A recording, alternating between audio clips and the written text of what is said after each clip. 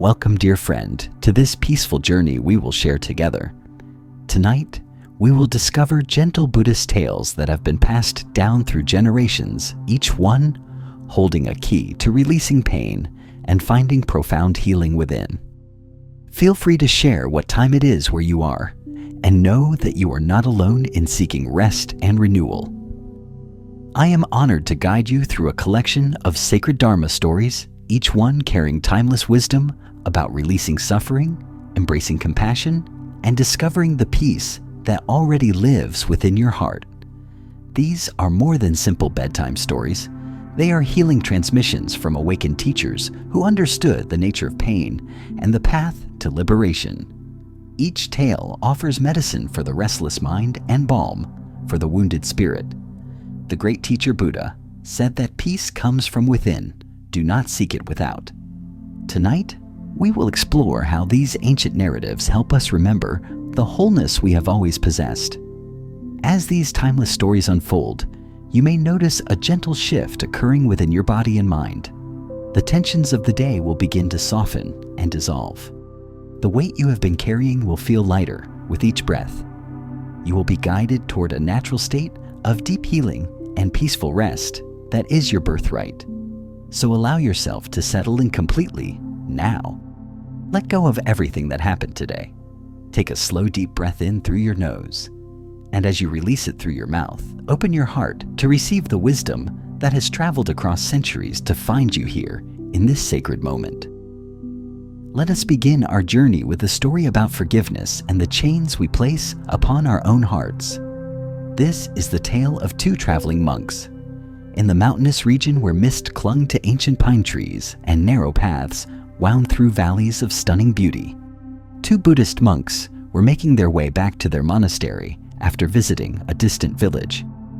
The elder monk, whose name was Ananda, had practiced for 40 years and carried himself with the quiet dignity of one who had seen much and learned to let go of even more. The younger monk, called Rahula, had been studying the Dharma for only 5 years and still struggled with the passionate intensity of youth, quick to judge and slow to forgive. As they walked in companionable silence, the sound of their footsteps mixing with birdsong and rustling leaves, they came upon a swift river that cut across their path. The waters ran high from recent rains, churning white over smooth stones, and the crossing would require careful attention. At the edge of the river stood a young woman in an elegant silk dress, clearly from a wealthy family. Her fine clothing was completely unsuitable for the journey she was attempting, and her face showed both frustration and fear as she stared at the rushing water. She looked up as the monks approached, hope flickering in her eyes. "Good monks," she called out, her voice trembling slightly. "I must cross this river to reach my family, but I am afraid the current will sweep me away. My dress will be ruined, and I may drown. Would you help me?" Rahula immediately stiffened and turned his face away. He knew the rules of their monastic order very well. Monks were forbidden from touching women, a boundary meant to help them maintain their vows and avoid temptation or scandal. The rule was clear and absolute, and he expected his elder to simply bow politely and continue walking. But Ananda did something completely unexpected. Without hesitation or visible inner conflict, he walked directly to the young woman, lifted her gently into his arms, and carried her across the rushing river. His movements were careful and respectful, his face showing only compassionate concern for another being in distress. When they reached the far bank, he set her down gently on dry ground, bowed with traditional courtesy, and wished her a safe journey. The young woman bowed deeply in return, her face radiating gratitude. "Thank you, venerable monk. You have shown me great kindness. May you be blessed for your compassion." Then she gathered her skirts and hurried down the path toward her destination. Ananda and Rahula continued their journey in silence, but now the quality of that silence had changed completely. Where before there had been peaceful companionship, now there was tension thick as morning fog. Rahula walked stiffly, his jaw clenched, his mind spinning with judgmental thoughts. He could not believe what his teacher had done, How could someone who had practiced for 40 years so flagrantly break one of their most important rules? How could he touch that woman, carry her in his arms, as if their vows meant nothing? For hours they walked without speaking, climbing mountain paths and crossing meadows golden with late afternoon light. Rahula's silence grew heavier with each step, his resentment building like storm clouds gathering on the horizon. Finally, as the sun began to set and they were only an hour from their monastery, he could contain himself no longer. "Brother Ananda," he burst out, his voice sharp with accusation, "I must speak what is in my heart. You broke our sacred vow back at the river. We are forbidden from touching women, yet you picked up that stranger and carried her across the water. How can you justify such a violation of our monastic code? How can I respect your teaching when you disregard the very rules that define our practice?" Ananda stopped walking and turned to face his younger companion. His expression showed no defensiveness or guilt, only gentle understanding. He looked at Rahula with eyes that held both compassion and a hint of loving amusement. "Brother," Ananda said softly, "I carried that woman across the river, and I set her down on the far bank hours ago. But you, it seems, are still carrying her." In that moment, Rahula felt as though he had been struck by lightning. He saw with sudden clarity how he had been burdened by judgment and resentment for the entire afternoon, carrying the weight of that encounter far beyond the river crossing itself. His teacher had responded to genuine need with compassionate action and then released it completely. But Rahula had picked up the incident and carried it for miles, letting it poison his peace and disturb his mind. The Buddha taught that holding on to anger is like grasping a hot coal with the intent of throwing it at someone else. You are the one who gets burned. This ancient wisdom reveals how we create our own suffering by refusing to release our judgments and resentments. Why do we carry burdens long after the events themselves have passed? Buddhist psychology teaches us about attachment, not just to pleasure and possessions, but also to our grievances and righteous indignation. When we witness something we judge as wrong, we grasp onto that judgment, replaying it in our minds, building cases for why we are right and others are wrong. This grasping creates suffering that continues far beyond the original event. Consider how often throughout your day you might pick up mental burdens and carry them unnecessarily. Someone cuts you off in traffic and you rehearse your anger for the next hour. A colleague makes a thoughtless comment and you replay it all evening. A family member forgets something important and you nurse your hurt for days. In each case, like Rahula carrying the woman in his mind, you are choosing to hold on to something that the present moment no longer contains. The deeper teaching here illuminates the difference between appropriate boundaries and rigid rules. Ananda did not break his vow thoughtlessly or from weakness.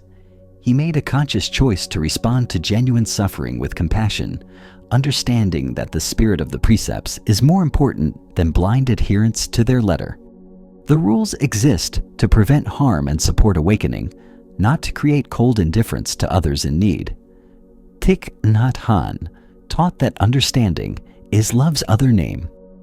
When we understand the intention behind our spiritual guidelines, we can apply them with wisdom rather than rigidity. We recognize when flexibility serves the deeper purpose of compassion and when it merely serves our own desires. Look deeply at your own relationship with rules, expectations, and judgments. Where might you be carrying resentments about how others should behave?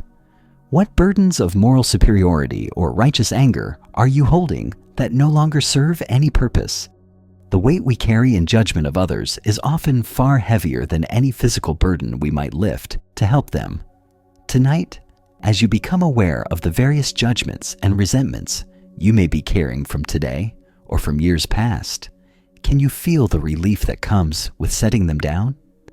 Can you recognize that holding on to these burdens punishes only yourself, while those you judge have moved on long ago? As the Buddha taught, in the end, only 3 things matter: how well we have loved, how gently we have lived, and how gracefully we have let go of things not meant for us. The judgments we carry, the resentments we nurse, the anger we hold, these are not meant for us. They serve no purpose except to steal our peace and cloud our capacity for present moment awareness. Let us now turn to a story about true wealth and the treasures we overlook in pursuit of what we do not need. This is the tale of the merchant and the simple farmer. In a prosperous trading city where merchant ships arrived daily from distant lands and the markets overflowed with exotic goods and precious materials, there lived a man named Devendra, who had accumulated great wealth through shrewd business dealings. His warehouses were filled with silks and spices. His vaults held gold and precious gems, and his reputation as a successful trader had spread throughout the region. Yet despite all his possessions, Devendra felt a persistent emptiness that no amount of acquisition seemed to fill. He had heard stories of a simple farmer who lived in a small village several days' journey from the city, a man who, despite owning almost nothing, was said to possess a peace and contentment that even kings envied. Unable to understand how someone with so little could be truly happy, Devendra decided to visit this farmer and discover his secret. After days of travel through increasingly rural countryside, Devendra arrived at a humble village where small thatched houses clustered around rice fields that stretched toward distant hills. He found the farmer, whose name was Sumedha, working in his modest garden plot. The man's hands were earth-stained, his simple cotton clothes were patched and worn, and his small house behind him would have fit into one corner of Devendra's city mansion. Devendra approached with curiosity, mixed with barely concealed superiority. "Good farmer," he called out, "I have traveled far to meet you. People say you possess great happiness despite having so little. I confess I do not understand how this is possible. I own warehouses full of valuable goods, yet I feel constantly anxious and unsatisfied. You own almost nothing, yet they say you are at peace. Please, share with me the secret of your contentment." Sumedha straightened up from his work, brushing dirt from his hands, and smiled with genuine warmth. He invited the merchant to sit with him under a simple shelter made of woven bamboo and offered him water from a plain clay cup. The farmer's eyes held a clarity and lightness that Devendra immediately recognized as authentic. "Tell me about your possessions," Sumedha said gently. "What do you own that you believe should bring you happiness?"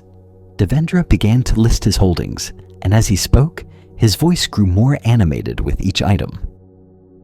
"I own 3 warehouses filled with trade goods. I have investments in 4 merchant vessels that travel to foreign ports. I possess a mansion with 20 rooms, fine furniture made by master craftsmen, collections of art and rare books. I employ dozens of servants, and my wealth grows every season. Surely these things should bring satisfaction." "And do they?" Sumedha asked quietly. Devendra's face fell. "No," he admitted. "Each acquisition brings a brief excitement, but it fades quickly. Then I find myself wanting the next thing, planning the next investment, worrying about protecting what I have or growing it further. There is no rest in it. My mind is never still." Sumedha nodded with understanding. "Now let me tell you what I possess. I own this small plot of land which grows enough vegetables to feed my family. I have this simple house which keeps us dry when it rains and cool in summer. I possess 2 sets of clothing, one for wearing while the other dries after washing. I have a wife whose laughter fills our home with music, and children whose joy reminds me daily of life's simple blessings. I have neighbors who help in times of need, and whom I help in return. I have eyes to see the sunrise, ears to hear birdsong, and hands to feel the good earth. But most importantly," Sumedha continued, his voice taking on a quality of deep knowing, "I own no worries about losing what I have because I hold it all lightly. I possess no anxiety about gaining more because I recognize I already have enough. My wealth is not in things, but in my freedom from the belief that things can make me whole. Devendra listened with growing understanding. But what if you lost even these simple things? What if your crop failed or your house burned down? Would you not suffer? Of course I would feel sadness, Sumedha replied. I am human, not a stone.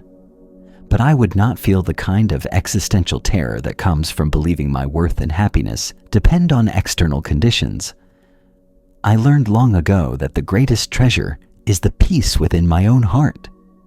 Everything else is temporary and uncertain. When I stopped seeking happiness in acquisition and instead found it in appreciation, my entire life transformed. The Buddha taught that the root of suffering is attachment. This ancient wisdom illuminates how our relationship to possessions, rather than the possessions themselves, determines our peace or turmoil. Why do we believe that accumulating more will finally bring the satisfaction we seek? Buddhist psychology explains that we confuse pleasure with happiness, temporary excitement with lasting peace. Each new possession provides a brief dopamine rush, but this fades quickly, leaving us seeking the next acquisition.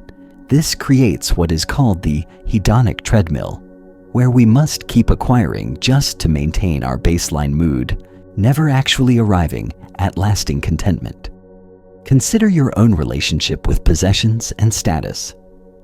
How much of your mental energy goes toward acquiring, maintaining, protecting, or worrying about material things? How often do you believe that your next purchase, achievement, or upgrade will be the one that finally brings lasting satisfaction? And how quickly does that satisfaction fade, leaving you once again feeling incomplete? The teaching here is not that we must give up all possessions or live in poverty. Rather, it points toward holding everything lightly, recognizing that true wealth is internal. When we stop believing that external conditions determine our worthiness and happiness, we discover a freedom that no amount of material success can provide. Ajahn Chah taught that everything is uncertain. Understanding this truth brings peace. When we recognize that all conditions are temporary, all possessions eventually lost, all status subject to change, we stop building our happiness on such unstable foundations. Instead, we learn to find the unshakable peace that comes from resting in awareness itself. Tonight, as you consider what you believe you need to be happy, can you experiment with the farmer's perspective? Can you appreciate what you already have rather than focusing on what you lack? Can you feel the relief that comes when you stop the endless pursuit and simply rest in the sufficiency of this moment? As the Buddha taught, health is the greatest gift, contentment the greatest wealth, and a trusted friend the greatest blessing. The merchant had wealth without contentment. The farmer had contentment, which is the greatest wealth of all. Let us continue our journey with a story about patience and the natural timing of transformation. This is the tale of the anxious student and the lotus pond. In a monastery famous for its beautiful gardens, where lotus flowers bloomed in carefully tended ponds, a young student named Tenzin had been practicing meditation with intense dedication for 6 months. She would rise before dawn to sit in the meditation hall, maintain mindfulness throughout her work assignments, and study the Dharma texts late into the evening. Her commitment was genuine, and her effort was tremendous, yet she felt increasingly frustrated by her apparent lack of progress. One morning after meditation, Tenzin approached her teacher, an elderly nun named Pema, who had practiced for 50 years and whose presence radiated the very peace that Tenzin desperately sought. The old teacher was tending the lotus pond, her weathered hands gently removing algae from the water's surface with patient, methodical movements. "Venerable teacher," Tenzin began, barely concealing her agitation, "I have been practicing diligently for 6 months now, yet I see no signs of awakening. I meditate for hours each day, but my mind remains restless. I read the teachings, but they do not penetrate my heart. I watch my breath, but I find no peace. Perhaps I am not suited for this path. Perhaps I should give up and return to ordinary life." Pema continued her work for a moment, then gestured toward the pond. "Do you see these lotus flowers blooming so beautifully on the water's surface?" "Yes, teacher," Tenzin replied, wondering what this had to do with her struggles. "Come closer and look beneath the water," Pema instructed. "Tell me what you see." Tenzin knelt beside the pond and peered into its depths. Below the blooming flowers on the surface, she saw stems extending down through the water. Deeper still, she noticed other lotus plants at various stages of development. Some had buds that had not yet risen to the surface. Some had long stems still growing upward from the muddy bottom. Some were nothing more than seeds nestled in the mud, invisible unless you knew where to look. "What do you observe?" Pema asked gently. "I see flowers in different stages of growth," Tenzin answered. "Some are blooming, some are rising, some are still in the mud." "Precisely," Pema said, satisfaction in her voice. "Now tell me, are the seeds in the mud failing because they have not yet bloomed? Are the rising buds inferior because they have not reached the surface? Or is each plant exactly where it needs to be in its natural development?"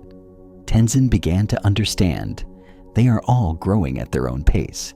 Each one will bloom when the conditions are right. "Your practice is like the lotus," Pema explained, finally setting aside her work and giving Tenzin her full attention. "You cannot force a lotus seed to bloom immediately through sheer willpower. The seed must first rest in the mud. It must send down roots. It must develop a stem strong enough to reach toward the light. It must rise through the water at its own natural pace. Only when all conditions are complete does the bud finally break the surface and open its petals to the sun." "But I have been practicing for 6 months, Tenzin protested. "Surely that is enough time to see some results." Pema smiled with infinite patience. "And a lotus seed has been resting in the mud for 6 months. Does this mean it should bloom immediately? Or does it simply mean it is 6 months into a process that may take longer than your impatience wishes?" The old teacher placed a gentle hand on Tenzin's shoulder. "Your practice is not failing. You are not inadequate. You are simply in the mud phase, developing roots that you cannot yet see, building a foundation that will eventually support your flowering. Every moment of meditation, every effort to maintain mindfulness, every study of the teachings, these are all feeding the roots of your practice. The work you are doing now is essential, even though you cannot yet see the results." "But how will I know if I am progressing?" Tenzin asked, her voice softening. "You will know the same way the lotus seed knows when to send up its stem. When the conditions are complete, transformation happens naturally and spontaneously. Your job is not to anxiously measure your progress every day, but to continue the practice with faith and patience, trusting the natural unfolding of your awakening." The Buddha taught that drop by drop the bucket fills. This ancient wisdom reminds us that transformation happens gradually through consistent effort, not through dramatic breakthroughs we can force or schedule. Why do we expect instant results from spiritual practice when we understand that all growth in nature takes time? Modern culture conditions us to expect immediate gratification. We want microwave enlightenment, instant peace, same-day delivery of awakening. But consciousness does not work according to our impatient timelines. Consider how this teaching applies to any skill or quality you wish to develop. When learning a musical instrument, we do not expect to play beautifully after a few months of practice. When developing physical fitness, we understand that strength builds gradually over time. When healing from emotional wounds, we recognize that recovery happens slowly through many small moments of courage and self-compassion. Yet somehow, in spiritual practice, we expect rapid, measurable progress. We want to know exactly where we stand, to chart our advancement, to reach enlightenment according to a schedule.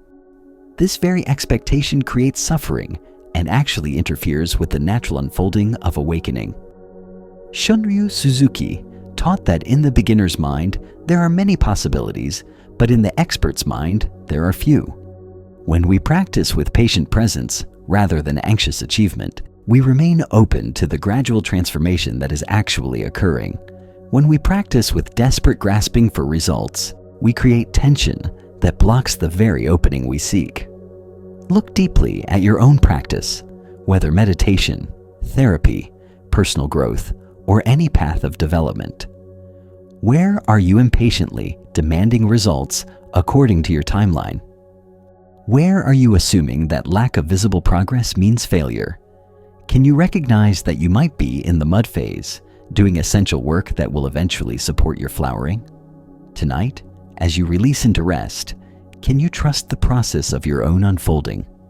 Can you have faith that every moment of sincere practice is feeding roots you cannot see, building foundations for transformation that will emerge in its own perfect timing?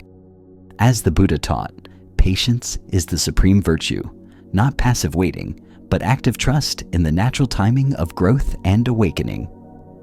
Now let us explore a story about the nature of mind and the source of our experience. This is the tale of the two wolves. In a remote mountain village where winter snows buried the pathways and families gathered around fires to share stories through the long dark nights, an elderly Buddhist teacher named Dorje lived with his grandson, a boy of 12 years named Lobsang. The boy had been troubled lately by conflicting emotions that seemed to war within him, pulling him in different directions and leaving him confused about his own nature. One evening, as they sat by the fire, the orange flames casting dancing shadows on the stone walls, Lobsang finally found the courage to speak about what troubled him. "Grandfather," he began hesitantly, "I feel as though there are two different people living inside me. Sometimes I am kind and patient, helping others and feeling peaceful. But other times I am angry and selfish, wanting to hurt those who have hurt me and caring only for myself. Which one is the real me? Am I good or am I bad?" Dorje looked at his grandson with eyes that held both wisdom and tremendous compassion. He poked at the fire, sending sparks spiraling upward, and considered his response carefully. "What you describe," he said finally, "is something every human being experiences. It is not a sign of failure or confusion, but simply the nature of consciousness itself." The old teacher settled back in his chair. "Let me tell you about the two wolves. Inside each of us, there are two wolves constantly present. One wolf represents love, compassion, kindness, patience, generosity, truth, and peace. This wolf wants to help others, to live in harmony, to create beauty and reduce suffering in the world. The other wolf represents hatred, anger, selfishness, violence, jealousy, lies, and discord. This wolf wants to dominate, to take revenge, to serve only itself regardless of harm caused to others." Lobsang listened intently, the firelight reflected in his wide eyes. "These two wolves are always present, always ready to influence our choices. They are not good and bad selves, but tendencies within consciousness, potentials that exist in every human heart." The boy thought about this for a moment, then asked the question that seemed most important. "But grandfather, if both wolves live inside me, which one will win? Which one will determine who I become?" Dorje smiled, the wrinkles around his eyes deepening with affection for his grandson's sincere seeking. "That, my dear boy, depends entirely on which one you feed." Lobsang looked puzzled. "What do you mean? Which one I feed? Every choice you make, every action you take, every thought you allow to grow in your mind, these are all ways of feeding one wolf or the other. When you choose to speak kindly, even when you feel angry, you feed the wolf of compassion. When you choose to help someone even when it is inconvenient, you feed the wolf of generosity. When you tell the truth, even when a lie would benefit you, you feed the wolf of integrity." "And the other wolf?" Lobsang asked quietly. "When you indulge in resentment, rehearsing your grievances, and nursing your anger, you feed the wolf of hatred. When you act on selfish impulses without considering others, you feed the wolf of greed. When you speak words meant to wound or diminish another, you feed the wolf of cruelty. The boy stared into the fire, watching the flames consume the wood. So the wolf that becomes strongest is the one I feed most often? Exactly, Dorje confirmed. And here is what most people do not understand. You cannot kill either wolf. Both will always be present. The wolf of hatred and selfishness does not disappear just because you have practiced compassion for many years. The wolf of love and kindness does not vanish just because you have acted cruelly. They both remain, waiting to see which one you will strengthen through your choices. But does this not mean I will always be in conflict? Lobsang asked, a note of despair entering his voice. Will I spend my whole life fighting this internal war? This is where the teaching deepens, Dorje said gently. When you understand that you are not either wolf, but rather the one who chooses which to feed, you find a freedom that transcends the conflict. You are the awareness that witnesses both tendencies. You are the consciousness that decides moment by moment which potential to actualize through your choices. The old teacher leaned forward, his voice taking on greater intensity.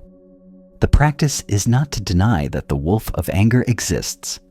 When someone harms you, that wolf will growl. The practice is to recognize the growl, to acknowledge its presence, but to choose not to feed it with rumination and revenge fantasies. Instead, you can feed the other wolf by choosing understanding, forgiveness, or at least the willingness to let go and move on.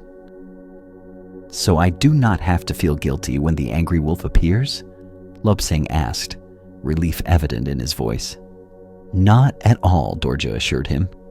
Feeling the anger arise is simply being human. What matters is what you do next. Do you feed that anger with attention and action? Or do you acknowledge it and then choose a wiser response? This is where your power lies, not in preventing difficult emotions from arising, but in choosing how to relate to them once they appear. The Buddha taught that we are what we think, having become what we thought. This ancient wisdom illuminates how our repeated mental patterns and choices literally shape the person we become. Why do we sometimes feel helpless against our own negative tendencies, as if they have a power we cannot resist? Buddhist psychology teaches that we have created strong habitual patterns through years of feeding certain mental and emotional states. If you have spent years feeding the wolf of anger, that wolf has become very strong, and its growl will be loud and demanding. But this does not mean you are trapped forever in that pattern. Consider your own inner landscape. Which wolves have you been feeding most consistently? When someone criticizes you, do you immediately feed the wolf of defensiveness and resentment by creating elaborate justifications and counterattacks in your mind? When you see someone who has more than you, do you feed the wolf of envy by focusing on your own lack and their unfair advantage? When you make a mistake, do you feed the wolf of self-hatred by rehearsing all your failures and inadequacies? Or do you recognize these tendencies as natural, arising in consciousness, acknowledge them without judgment, and then choose to feed different wolves? Can you feed the wolf of self-compassion when you make mistakes? Can you feed the wolf of sympathetic joy when others succeed? Can you feed the wolf of patient understanding when others act unskillfully? The teaching here is profoundly empowering because it places responsibility and agency squarely in our own hands. We are not victims of our emotions or prisoners of our past conditioning. While we cannot control which emotions arise, we have tremendous influence over which ones we strengthen through our attention and action. Thich Nhat Hanh taught that the quality of our life depends on the seeds we water. Every moment we are watering either seeds of suffering or seeds of happiness. Every thought we dwell on, every emotion we indulge, every action we take, these are all ways of watering particular seeds, making them stronger and more likely to manifest in the future. Look deeply at your daily choices. In the small moments when no one is watching, which wolf do you feed?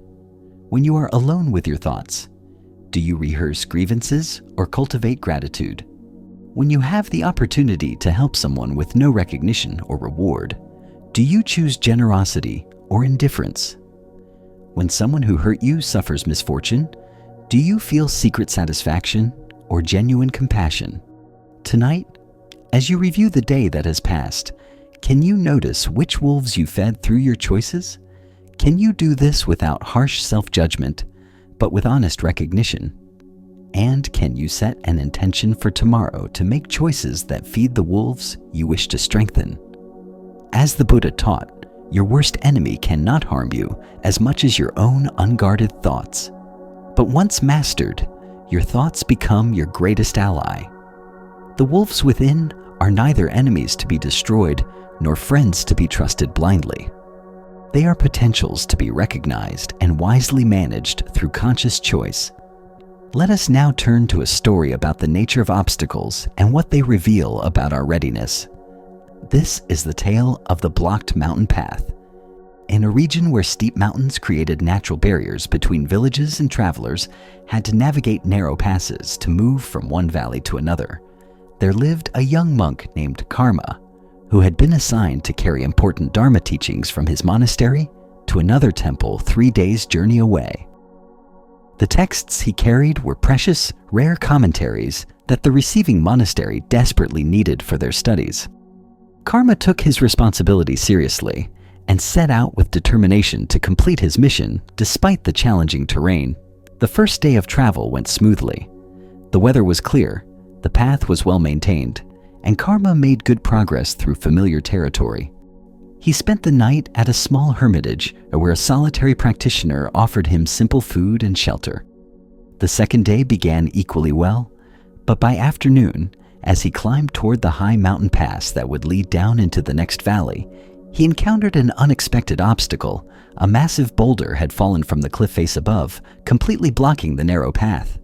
The rock was far too large for one person to move, and the terrain on either side was too steep and unstable to allow passage around it. Karma stood before this obstacle with growing frustration. He had been making such good progress, and now this impossible barrier appeared just when he was so close to his destination. He tried pushing the boulder, but it would not budge even slightly. He tried finding handholds to climb over it, but the surface was too smooth and the height too great. He examined both sides of the path, but the drops were sheer and dangerous. After an hour of fruitless effort, exhausted and discouraged, Karma sat down beside the trail to consider his options. As he rested, an elderly woodcutter appeared, coming from the opposite direction. The old man carried a heavy load of firewood on his back, but moved with the easy efficiency of someone who had walked these mountains for decades. He paused when he saw Karma sitting dejectedly beside the boulder. "Greetings, young monk," the woodcutter said kindly. "You look troubled. What brings you to sit here when the afternoon is still young and you have journey to complete?" Karma gestured toward the boulder with frustration. "I am carrying important teachings to a monastery in the next valley, but this obstacle blocks my path. I have tried everything I can think of to get past it, but nothing works. I suppose I will have to turn back and find another route, which will add several days to my journey." The old woodcutter set down his load and approached the boulder, examining it thoughtfully. He walked around it slowly, ran his weathered hands over its surface, and studied the terrain carefully. Then he turned to Karma with a gentle smile. "Young monk," he said, "I have walked this path for 40 years, and I have seen this exact boulder block this exact passage at least a dozen times before. It falls from that weak point in the cliff whenever we have heavy rains. And I will tell you a secret. There is no way for one person alone to move it or pass it safely." Karma's shoulders slumped further. "So, I must turn back? All my efforts wasted?" "Not at all," the woodcutter replied. "Come, I will show you something."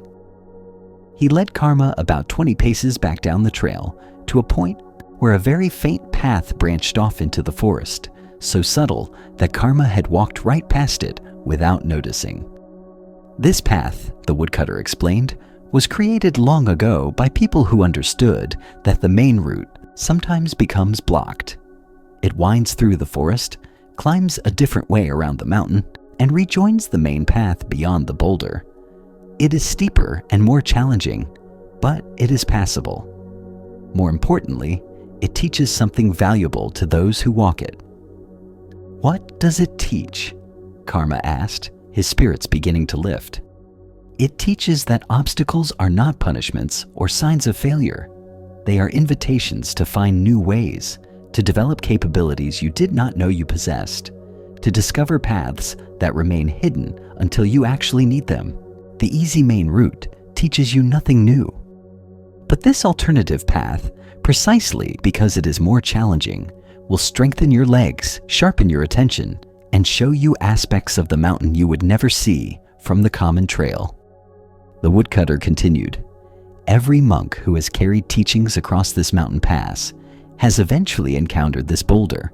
Those who saw it as nothing but an obstacle to be overcome through force exhausted themselves and learned nothing. Those who saw it as a teacher pointing them toward a different way found that the alternative path prepared them to be better teachers themselves, because they arrived with not just the texts, but with the living experience of overcoming difficulty through flexibility and wisdom rather than stubborn force. Karma bowed deeply to the old woodcutter. Thank you for this teaching. I see now that I was focused only on my plan, my timeline, my preferred route. I did not consider that the obstacle might be showing me something important. The two men parted ways, and Karma took the hidden forest path. The woodcutter had been right. It was steeper and more demanding, requiring careful attention to every step. But as he climbed, Karma saw waterfalls he would have missed on the main trail. He discovered a small shrine hidden in a grove of ancient trees. He encountered wildlife that the busier path had driven away, and he arrived at the monastery a day later than planned, but with stories and insights that enriched his delivery of the Dharma texts far beyond what a simple, obstacle-free journey would have provided. The Buddha taught that there is no path to happiness. Happiness is the path. This ancient wisdom reminds us that how we travel matters more than arriving quickly or easily.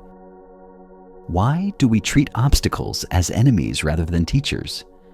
Buddhist psychology explains that we become attached to our plans, our timelines, our preferred ways of accomplishing things.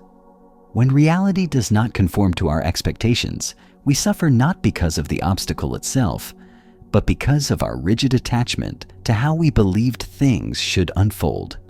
Consider how you typically respond to obstacles in your own life.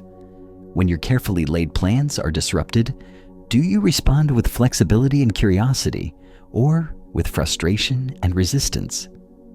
When a relationship challenge arises, do you see it as an opportunity to develop greater communication and understanding, or as an annoying impediment to smooth sailing?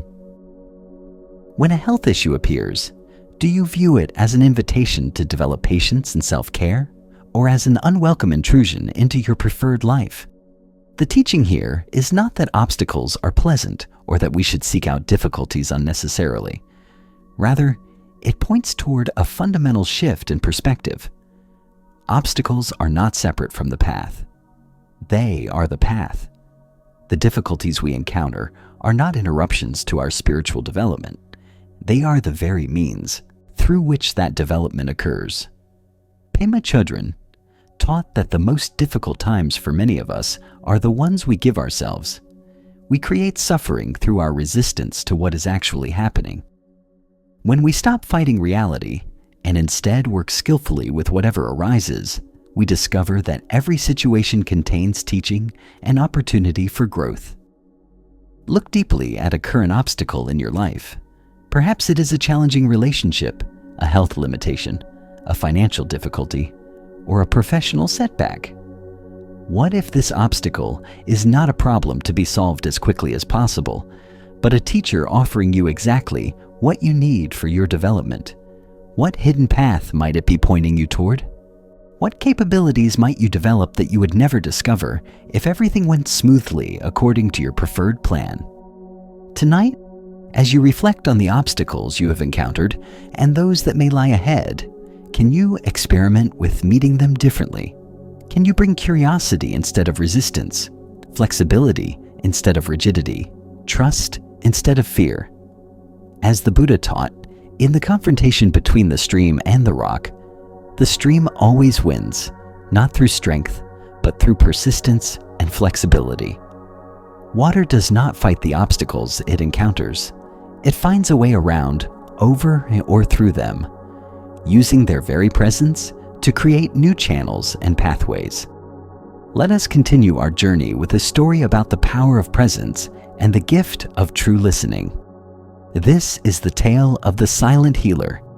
In a bustling town where merchants hawked their wares and noise filled the streets from dawn until long after dark, there lived a Buddhist nun named Mingju who had developed an unusual reputation.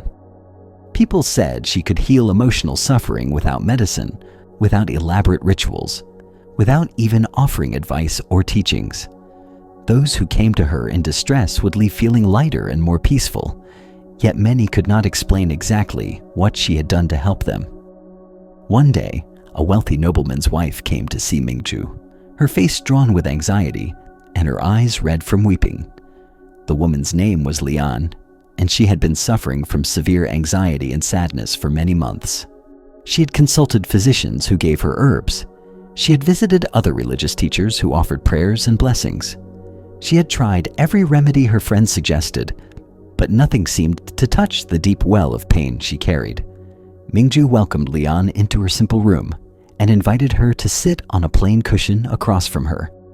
The nun did not immediately ask what was wrong or offer any opening for conversation. She simply sat quietly, her posture relaxed but attentive, her eyes soft but present, her whole being oriented toward receptive listening. After a few moments of silence, Lian began to speak. At first, her words tumbled out in a rushed stream, describing her symptoms and all the unsuccessful treatments she had tried.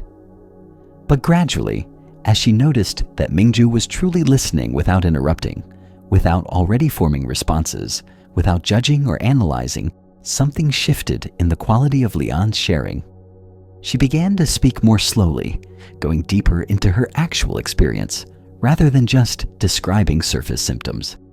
She talked about the loss of her mother 3 years earlier and how she had never properly grieved because she had been too busy caring for her father and managing family obligations.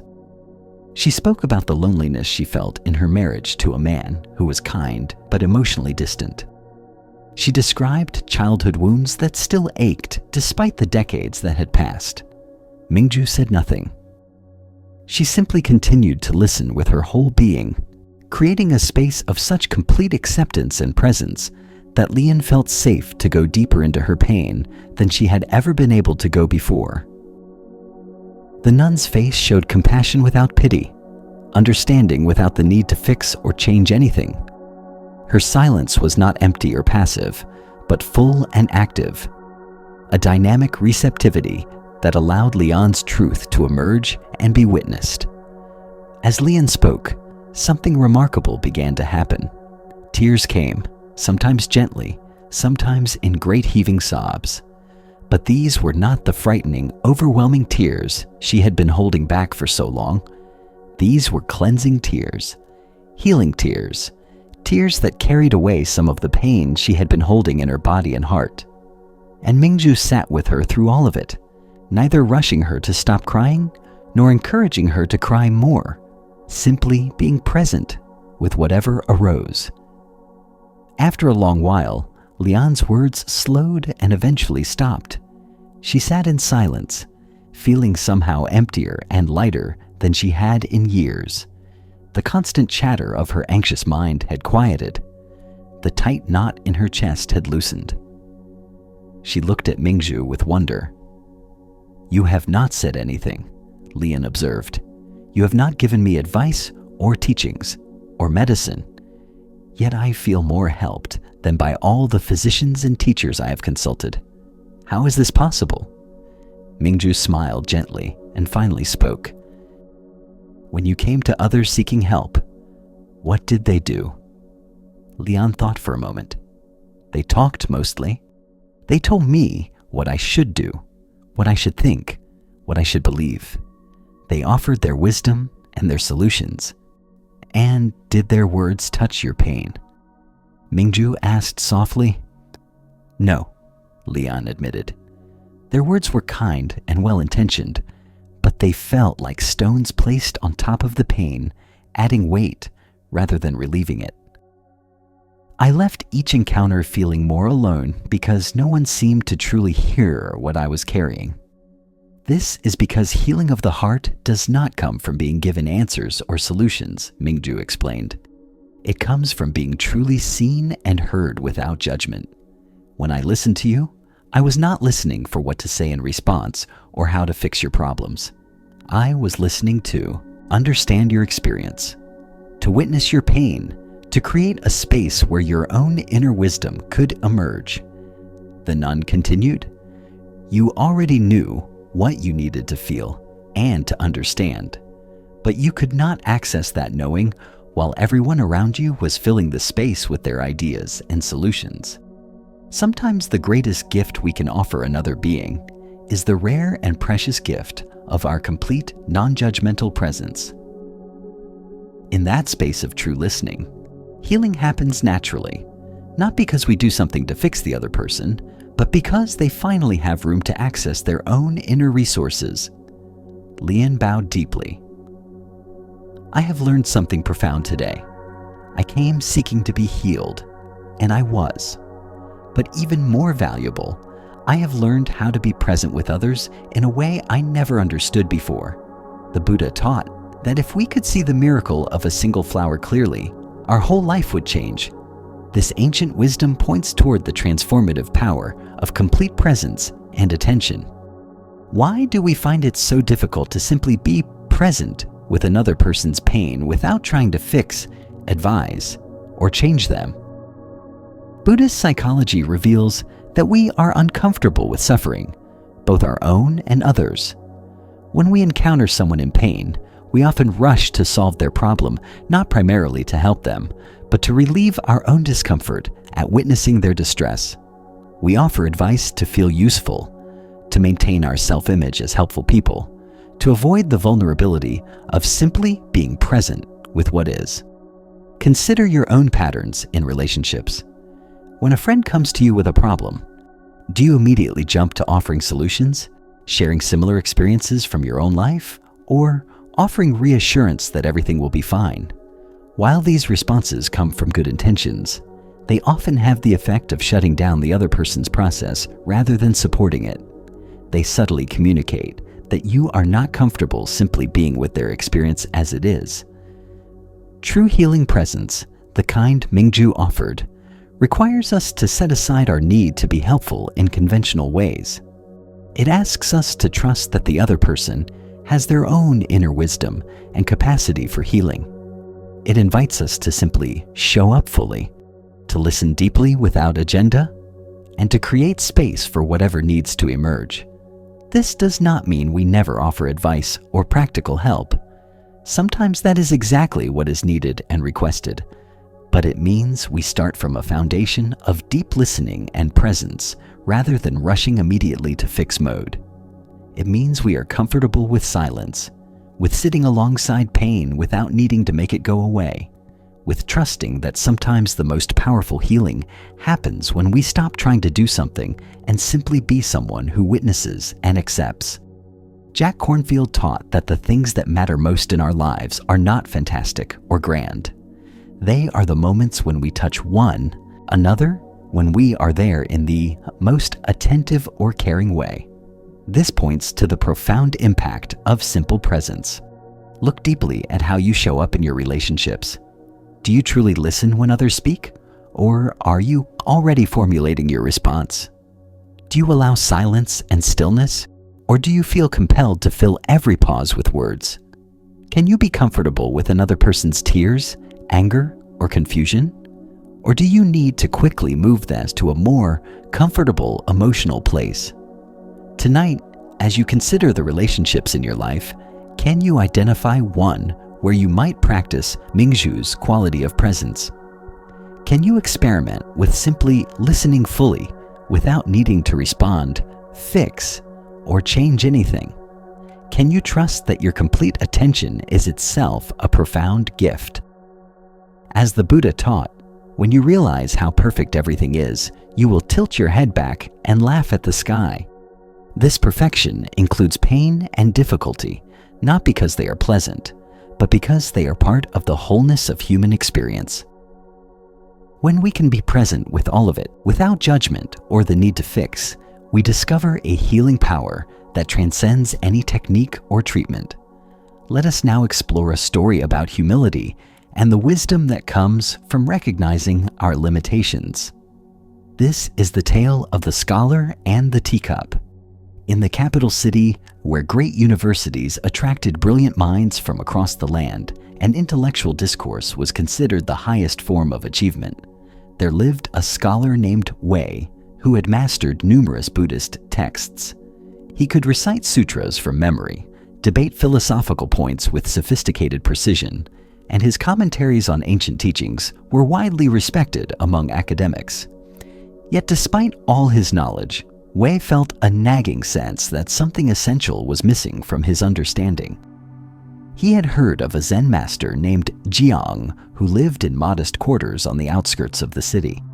This teacher was known not for scholarly publications or impressive credentials, but for the depth of his realization and his ability to transmit direct understanding to sincere students. Wei decided that visiting this master would be a good opportunity to display his own knowledge and perhaps gain some final polish to his already considerable understanding. Wei arrived at Master Zhang's simple dwelling, dressed in his finest scholarly robes, carrying several of his published works to demonstrate his credentials. He was received courteously and invited to sit across from the master in a plain room furnished with nothing but 2 cushions and a low table. A simple tea set sat on the table, the ceramic cups and pot showing the beauty of handcrafted simplicity. Master Zhang began to prepare tea with slow, deliberate movements, his attention completely absorbed in each gesture. Wei, eager to demonstrate his understanding, immediately launched into an explanation of his studies. "Venerable Master," he began, his voice carrying the confidence of one accustomed to academic respect, "I have spent 15 years studying the Dharma. I have read and memorized the Lotus Sutra, the Heart Sutra, the Diamond Sutra, and all the major commentaries. I can explain the concept of emptiness from 12 different philosophical perspectives. I understand the subtle distinctions between various schools of Buddhist thought. I have written extensively on the nature of consciousness and the path to enlightenment." As Wei spoke, Master Jiang continued his tea preparation, seemingly absorbed in the simple act of heating water and warming the pot. He gave no indication of being impressed or even particularly interested in Wei's credentials. This lack of response only made Wei speak more urgently, listing more accomplishments, explaining more complex concepts, demonstrating the breadth and depth of his knowledge. Finally, the water reached the perfect temperature. Master Zhang placed tea leaves in the pot and poured the hot water over them. As the tea steeped, Wei continued talking, now explaining his theory about the relationship between meditation practice and intellectual understanding, a thesis he was quite proud of and that had been well received in academic circles. Master Jiang lifted the teapot and began to pour tea into Wei's cup. But he did not stop pouring when the cup was full. The tea reached the rim and began to overflow, spilling onto the table and dripping onto the floor. Still, the master continued pouring, his face serene, as if nothing unusual was happening. Wei stopped talking mid-sentence, staring in confusion at the overflowing cup. "Master," he exclaimed, "the cup is full. No more tea can go in. You are wasting the tea by continuing to pour." Master Zhang finally stopped pouring and set down the pot. He looked directly at Wei for the first time since the scholar had begun his lengthy discourse. "Like this cup," he said quietly, "you are so full of your own knowledge, opinions, and ideas that there is no room for anything new to enter. How can I show you the Dharma when you have no space to receive it?" Wei felt as though he had been struck. In that moment, he saw himself clearly for the first time. He had come not to learn, but to be validated, not to receive teaching, but to display his own understanding. His mind was indeed like the overflowing cup, so packed with concepts and theories that direct experience had no way to penetrate. "I see," Wei said softly, his voice losing all its earlier confidence. "I have been studying about the Dharma, but I have not been practicing the Dharma. I know the words that describe awakening, but I do not know awakening itself. I can explain emptiness conceptually, but my cup is anything but empty." Master Zhang smiled with genuine warmth. "Now your learning can truly begin. Knowledge about the path is not the same as walking the path. Understanding concepts about enlightenment is not the same as being enlightened. You have built a beautiful mansion of ideas, but you have not moved into it and lived there. You have drawn elaborate maps, but you have not taken the journey." The master poured away the spilled tea and cleaned Wei's cup. Then he filled it again, this time stopping when it was appropriately full. First, Zhang said, "You must empty your cup. Set aside everything you think you know. Come back to beginner's mind, to direct experience, to the simple reality of this moment. Only then can you receive the teaching that cannot be found in books or transmitted through concepts." Wei bowed deeply, touching his forehead to the floor. From this day forward, he said with genuine humility, "I am not a scholar but a student. Please teach me how to empty my cup." The Buddha taught that it is better to travel well than to arrive. This ancient wisdom reminds us that intellectual understanding of the destination is not the same as making the journey itself. Why do we confuse knowing about something with actually knowing it directly? Buddhist psychology explains that the conceptual mind loves to collect information, to categorize and systematize understanding. This gives us a sense of mastery and control. But spiritual awakening is not a concept to be understood. It is a reality to be lived and experienced directly. Consider areas of your life where you might be like Wei, the cup so full of ideas and opinions that no new learning can enter. Perhaps you have read many books about meditation, but practice irregularly. Perhaps you can explain the theory of mindfulness perfectly, but rarely bring moment-to-moment awareness to daily activities. Perhaps you know all about compassion intellectually, but struggle to feel and express it authentically in relationships.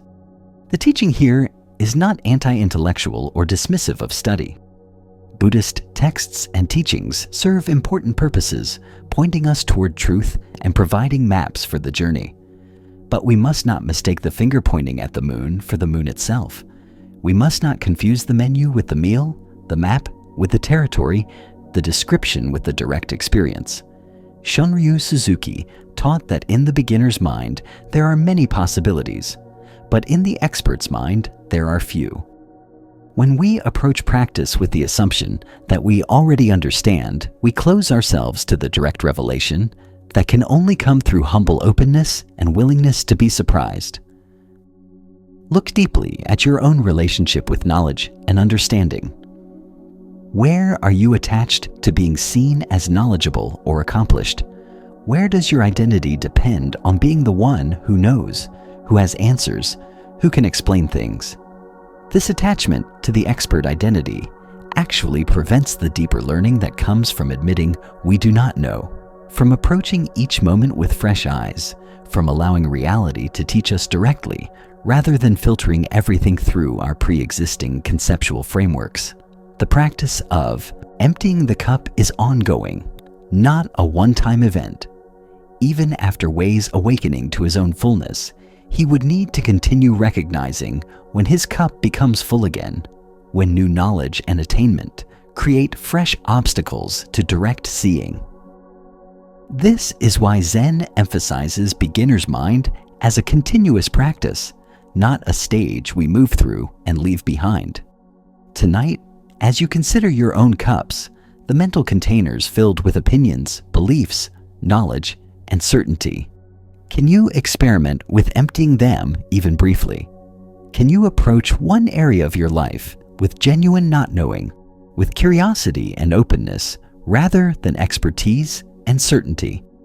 As the Buddha taught, doubt everything, find your own light. This does not mean rejecting wisdom or becoming cynical. It means holding all teachings lightly enough that direct experience can penetrate and transform us. It means maintaining enough humility to recognize that the deepest truths cannot be captured in concepts, only lived and known directly. Let us continue our journey with a story about acceptance and the freedom that comes from releasing our need to control outcomes. This is the tale of the farmer and the horse. In a rural valley where families lived close to the land and fortunes could change with each season's harvest, there lived a farmer named Chen, who was known throughout the village for his unusual perspective on life.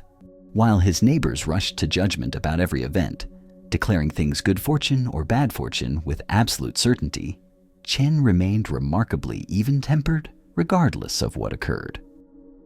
One day, Chen's only horse, a strong young stallion essential for plowing fields and transporting goods, broke through the fence and ran away into the hills. All the neighbors gathered around to express their sympathy. "What terrible luck," they said, shaking their heads. "How will you work your fields now? This is a disaster for your family." Chen listened to their commiserations with his usual calm demeanor. "Maybe," he replied simply. "We will see." The neighbors found his response puzzling and somewhat inappropriate. Clearly, losing his horse was bad fortune. What else could it be? Several days later, the runaway horse returned, and following behind it were 3 wild horses, magnificent animals that had been running free in the mountains. Chen's son managed to lead all 4 horses into the repaired enclosure. Now Chen owned not 1 but 4 strong horses, a wealth of resources for a simple farmer.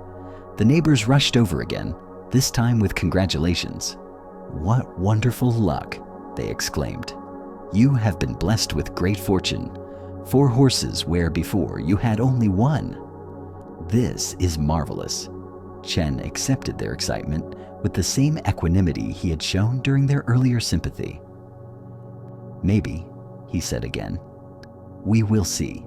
The following week, Chen's son was training one of the wild horses when the animal bucked unexpectedly, throwing the young man to the ground.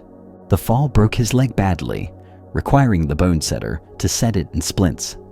The son would be unable to walk or work for many months. Once again, the neighbors gathered with expressions of concern and sympathy. "This is such bad luck," they said. "Your only son is injured right when you need help with the harvest, and the injury may heal poorly, affecting him for life." What a tragedy. Chen tended to his son with gentle care and replied to the neighbors with his now familiar response. "Maybe. We will see." A few weeks later, military officers came through the valley conducting a forced conscription. All young men of appropriate age were being drafted to fight in a war that had erupted along the northern border. It was well known that the casualties in this conflict were terrible, and few who went to fight returned home. The officers went from house to house, taking young men away from their weeping families. When they came to Chen's house and saw his son lying with a badly broken leg, they left him behind.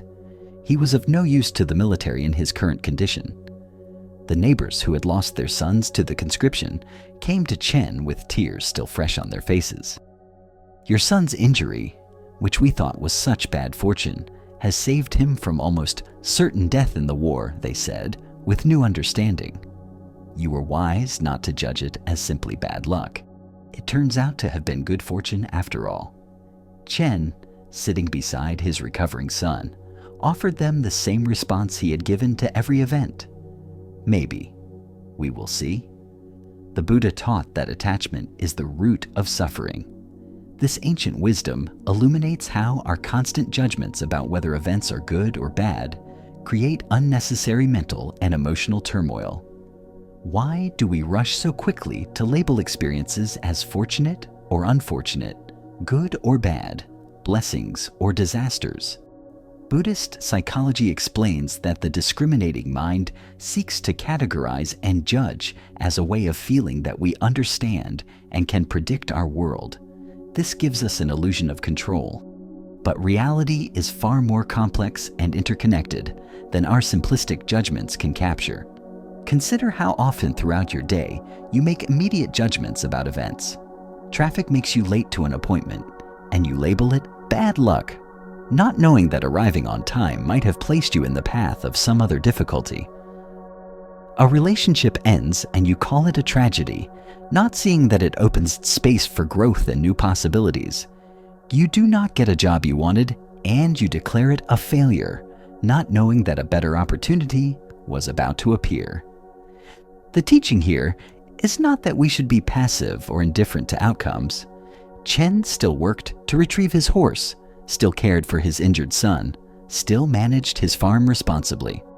But he held all outcomes lightly, recognizing that he could not possibly see the full implications and ramifications of any event in the moment it occurred. This perspective creates profound inner freedom. When we stop investing so much energy in labeling things good or bad, we stop being thrown about emotionally by every change in circumstances. We develop what Buddhism calls equanimity, the capacity to remain centered and peaceful, regardless of whether conditions are pleasant or unpleasant, favorable or challenging. Pema Chodron taught that we think that the point is to pass the test or overcome the problem, but the truth is that things do not really get solved. They come together and they fall apart. Then they come together again and fall apart again. The healing comes from letting there be room for all of this to happen, for the natural cycles of coming together and falling apart. Look deeply at your own habit of judgment. How much mental energy do you spend evaluating whether things are going well or poorly? How often does your mood depend entirely on your assessment of whether current circumstances match your preferences? What might it feel like to meet experiences with Chen's openness, with genuine not knowing about what any event might ultimately mean? This teaching does not mean we should not have preferences or work toward positive outcomes. It means we hold our evaluations and judgments lightly, recognizing their limitations. We can prefer that certain things happen while simultaneously remaining open to the possibility that what actually happens might serve purposes we cannot yet see.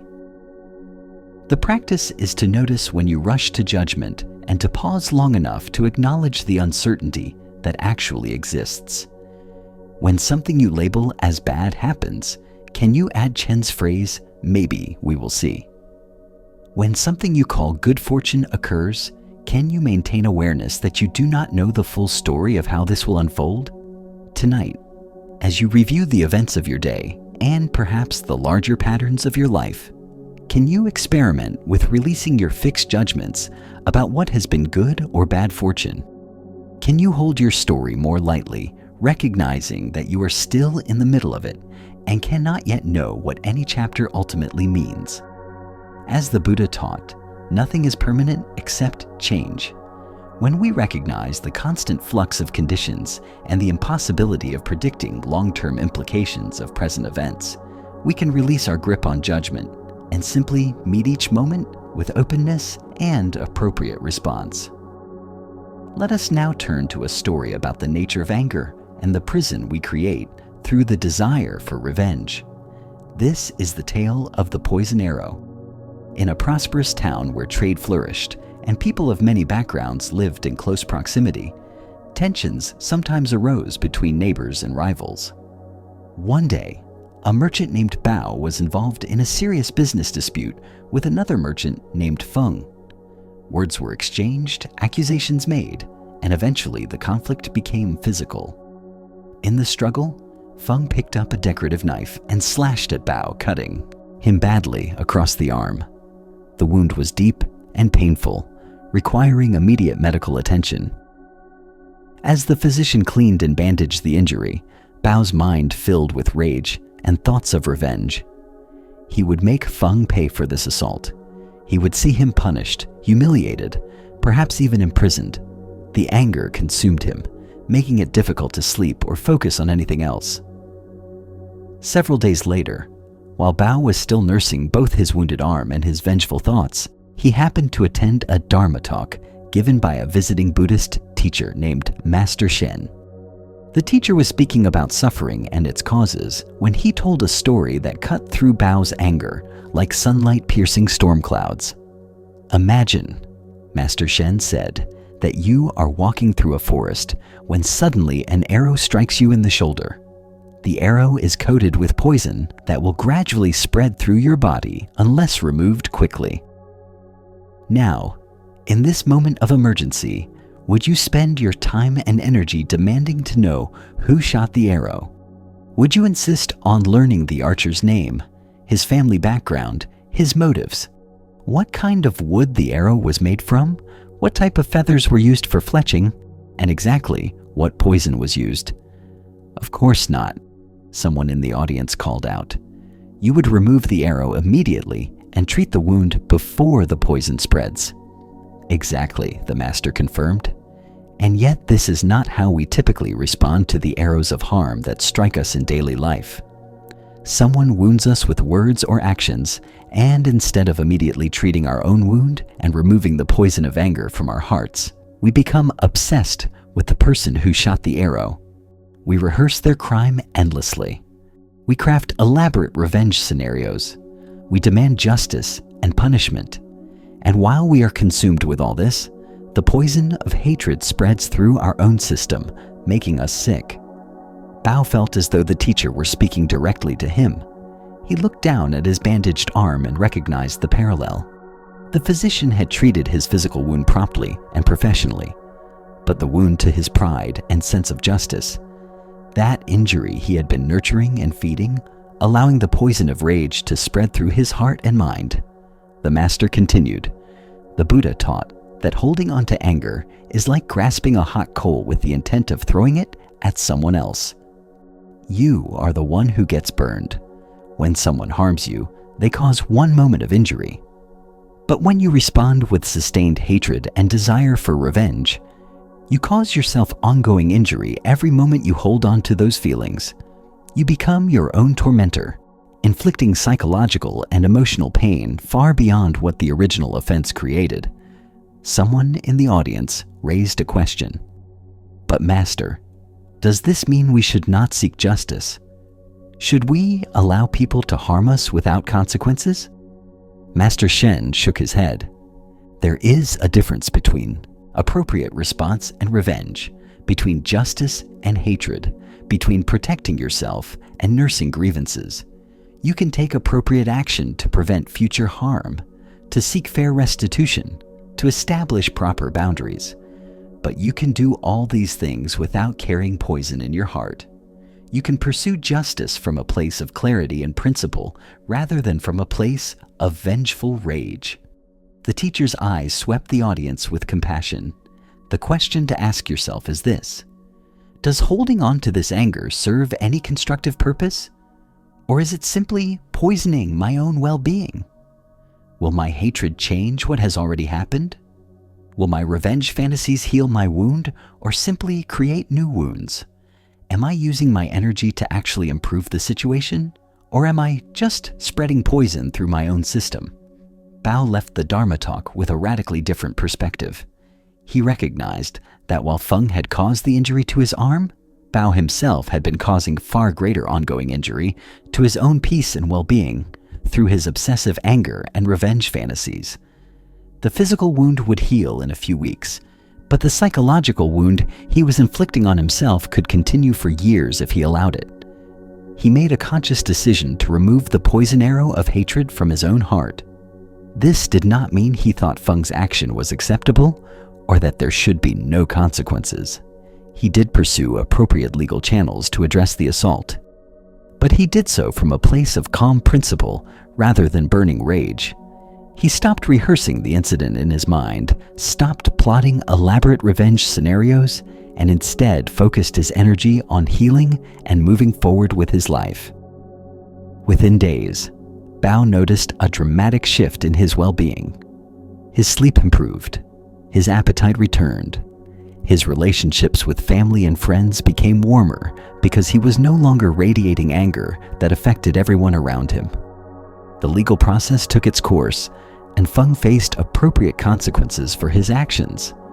But Bao's peace no longer depended on that outcome because he had already removed the poison from his own system. The Buddha taught that we are not punished for our anger, we are punished by our anger. This ancient wisdom reveals how hatred creates suffering primarily for the one who holds it. Why do we cling to anger and resentment even when we recognize they hurt us? Buddhist psychology explains that anger can feel empowering, creating an illusion that we are doing something about injustice. It can feel righteous, confirming our identity as good people who have been wronged by bad people. And it can feel like protection, as if staying vigilant in our anger will prevent future harm. But these are all illusions. Sustained anger does not empower us. It enslaves us to the person we are angry at, keeping us psychologically bound to them through our obsessive thoughts. It does not protect us. It actually impairs our judgment and decision-making capacity, and it does not make us better people. It makes us bitter, contracted, and less capable of the very compassion and wisdom we claim to value.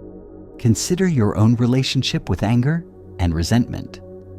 Are there poison arrows you have left in your own heart? Old grudges you nurse, people you cannot forgive, injustices you rehearse repeatedly in your mind. Each of these is poisoning your own system while having no effect whatsoever on the people you resent. The teaching here is not about condoning harmful behavior or becoming passive in the face of injustice. It is about recognizing that you can respond appropriately to harm without carrying hatred. You can establish boundaries without resentment. You can seek justice without vengeance. You can protect yourself without becoming poisoned by rage. Jack Kornfield taught that forgiveness is giving up all hope for a better past. This profound statement reveals that much of our anger is actually directed at reality itself, at the fact that something happened that we wish had not happened. No amount of rage will change the past. The only question is whether we will allow past events to continue poisoning our present. Look deeply at the anger you carry. What purpose does it actually serve? Does it change what happened? Does it prevent future harm? Does it make you feel better? Or does it simply create ongoing suffering while giving you the illusion of doing something constructive? The practice is to notice when you are grasping the hot coal of anger, when you are leaving poison arrows in your own heart. In those moments, you can make a different choice. You can acknowledge the harm that occurred without denying it. You can take appropriate action without hatred. You can protect yourself without resentment. You can remove the arrow and treat the wound with the urgency it deserves. Tonight, as you consider the various resentments and angers you may be carrying, can you recognize them as poison arrows that you have the power to remove? Can you feel the relief that comes when you choose healing over hatred, when you prioritize your own well-being over the satisfaction of nursing grievances? As the Buddha taught, hatred never ends through hatred. By love alone does it end. This is an eternal law. The way to free yourself from the prison of resentment is not through victory over your enemies, but through releasing the poison from your own heart. Let us now explore a story about truth and the courage to see reality clearly even when it is uncomfortable. This is the tale of the mirror and the mask. In an elegant household where appearances mattered greatly and social standing was carefully maintained, there lived a woman named May, who had built her entire life around the image she presented to the world. She was known throughout her community as a devoted Buddhist practitioner, someone who attended every temple ceremony, made generous donations, and spoke eloquently about compassion and wisdom. Her reputation as a spiritual person was impeccable, and she took great pride in how others perceived her. May had a beautiful antique mirror in her room, framed in carved sandalwood and polished to perfect clarity, but she rarely looked into it directly. Instead, she had developed the habit of checking her appearance in various other reflective surfaces throughout her house, surfaces that were slightly distorted or dimmed, showing her a softer, more flattering version of herself. One day, a wandering Buddhist nun named Lihua came to stay at May's house as a guest. The nun had a reputation for directness that made some people uncomfortable, but May welcomed her warmly, seeing an opportunity to demonstrate her own spiritual development to an authentic practitioner.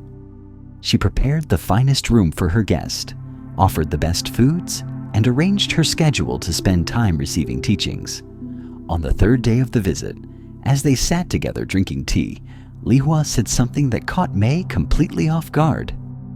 "You have a beautiful mirror in your room," the nun observed, "but I notice you never look directly into it. Why's that?" May felt a flush of discomfort, but maintained her composure. "I do not understand what you mean, venerable teacher. Of course I use my mirror." Lihua smiled gently. "You glance at yourself in window glass, in the surface of polished wood, in the dim reflection from metal trays. But you avoid the clear mirror that would show you exactly as you are." I am curious about this pattern. May's first impulse was to defend herself, to explain that she simply preferred other mirrors, that there was nothing significant about her choices. But something in Lihua's patient, compassionate gaze made deflection impossible. The nun was not accusing or judging. She was simply inviting truth. After a long silence, May spoke quietly. "The clear mirror shows me things I do not wish to see. It shows the lines on my face that reveal my age. It shows the tightness around my mouth that betrays my constant anxiety about others' opinions. It shows eyes that are often calculating rather than genuinely warm. I prefer the softer reflections that let me maintain the image I wish to project." Lihua nodded with understanding. "And how does this relate to your spiritual practice?" May felt tears beginning to form. "I think I have been doing the same thing with my practice that I do with mirrors. I engage in the forms and rituals that create a good image. I say the right words, make the right gestures, demonstrate the right level of devotion. But I avoid looking directly at my actual mind, my real motivations, my true state of being. Because if I looked clearly, I would see that much of my practice is about appearing spiritual rather than actually being transformed."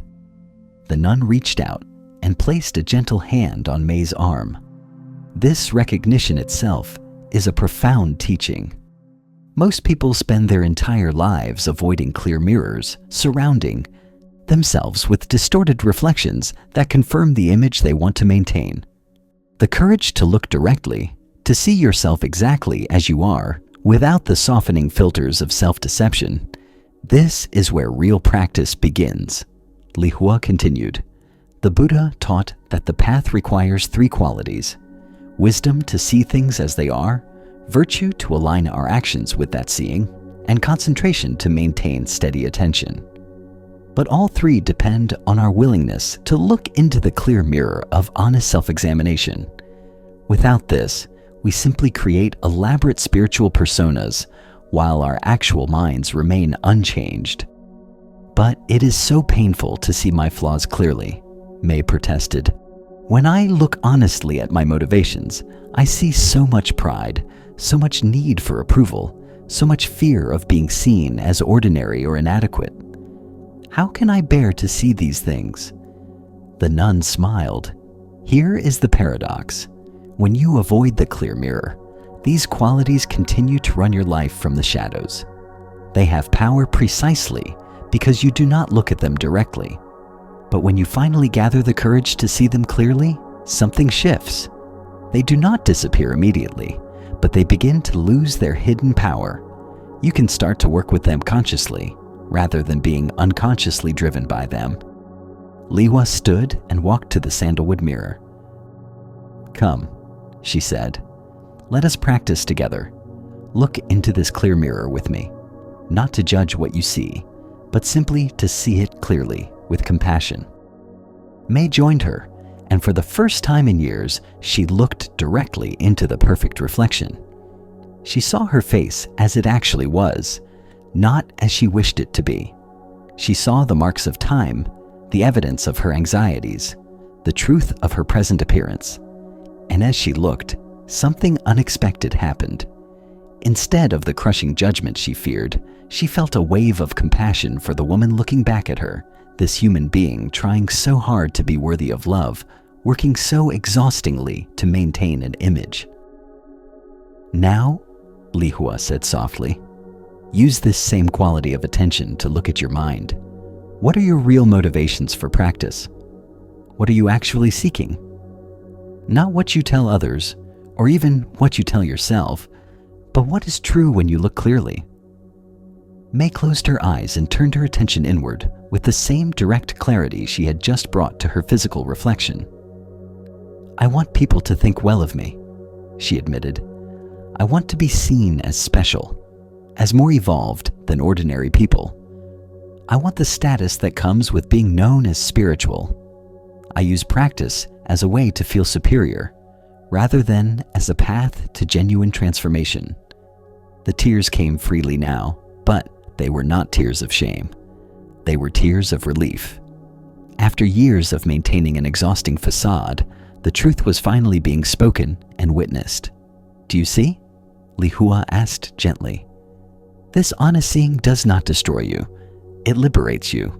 Now you can begin to practice from truth rather than from image. Now you can let go of the exhausting work of maintaining a mask and simply attend to actual transformation. This is where the real journey begins. The Buddha taught that three things cannot long be hidden: the sun, the moon, and the truth. This ancient wisdom reminds us that reality will eventually assert itself, no matter how skillfully we construct our illusions. Why do we avoid looking clearly at ourselves, preferring comfortable distortions over accurate reflections? Buddhist psychology explains that we develop self-images early in life, stories about who we are that feel essential to our survival and belonging. These self-images become rigid, and anything that challenges them feels threatening. We curate our self-perception carefully, highlighting qualities we deem acceptable and hiding or denying those we judge as shameful.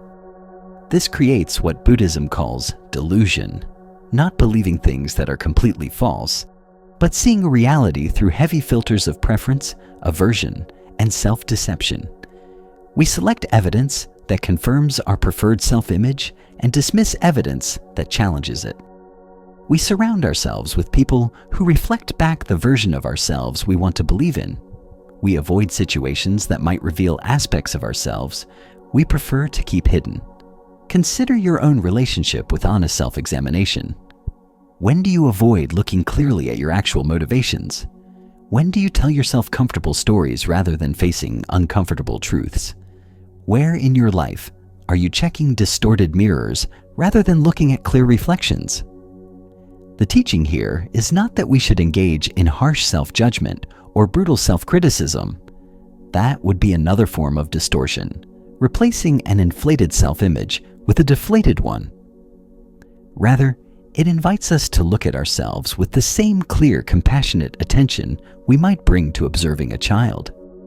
We can see the full truth, including the difficult parts, without condemnation. Pema Chodron taught that the most fundamental aggression to ourselves, the most fundamental harm we can do to ourselves, is to remain ignorant by not having the courage to look at ourselves honestly and gently. This ignorance keeps us trapped in patterns that create suffering because we cannot work with what we refuse to see. Look deeply at the masks you wear, the images you maintain, the stories you tell about yourself. Are they accurate reflections or comfortable distortions? What would it mean to put down the mask, even briefly, and look at the actual person beneath? Not to judge that person harshly, but to see them clearly with compassion. The practice of clear seeing begins with small moments of honesty. When you feel the impulse to present yourself in a certain way, Pause and notice. What are you trying to prove or hide?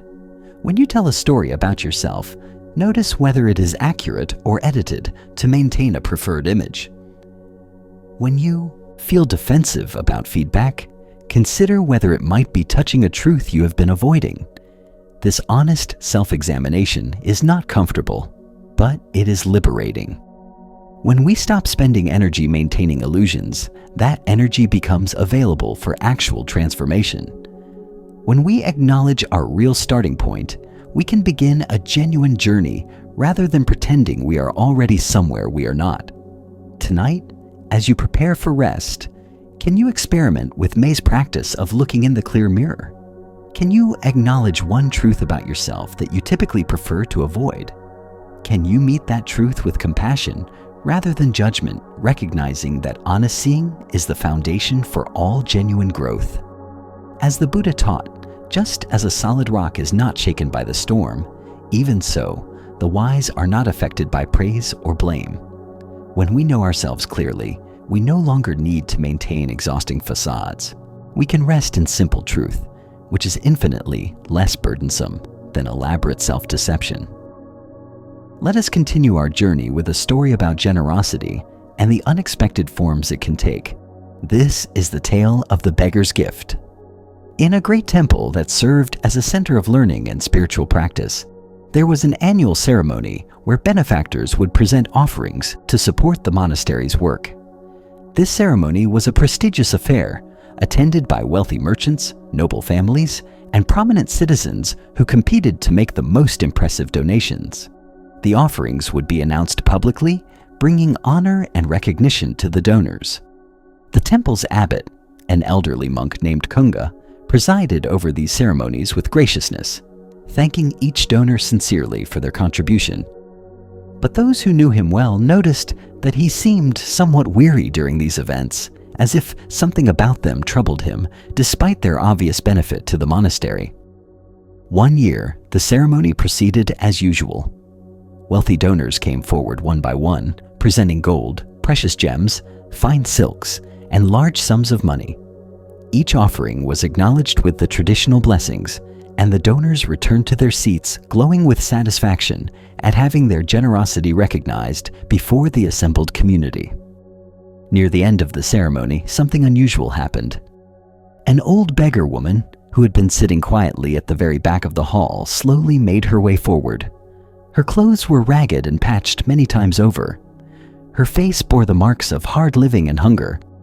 She walked with a slight limp, and many in the assembly wondered why security had allowed such a person into this prestigious gathering. The woman approached Abbot Kunga, and from the folds of her worn clothing, she withdrew 2 small coins, the smallest denomination in use, barely enough to buy a simple meal. Her weathered hands trembled as she placed them in the offering bowl. "Great teacher," she said in a voice barely above a whisper, "this is all I have in the world. But the Dharma has given me such comfort in my suffering that I wish to give something in return. I am sorry it is so little." The assembly watched this scene with mixed reactions. Some felt pity for the old woman's poverty. Others felt slightly embarrassed for her, making such a tiny offering in the company of great wealth. A few whispered among themselves about the inappropriateness of a beggar participating in a ceremony clearly meant for substantial benefactors. But Abbot Kunga's response silenced all the whispers. He stood from his seat, something he had not done for any previous donor, and bowed deeply to the old woman, far more deeply than he had bowed to any of the wealthy benefactors. His eyes filled with tears as he received her offering.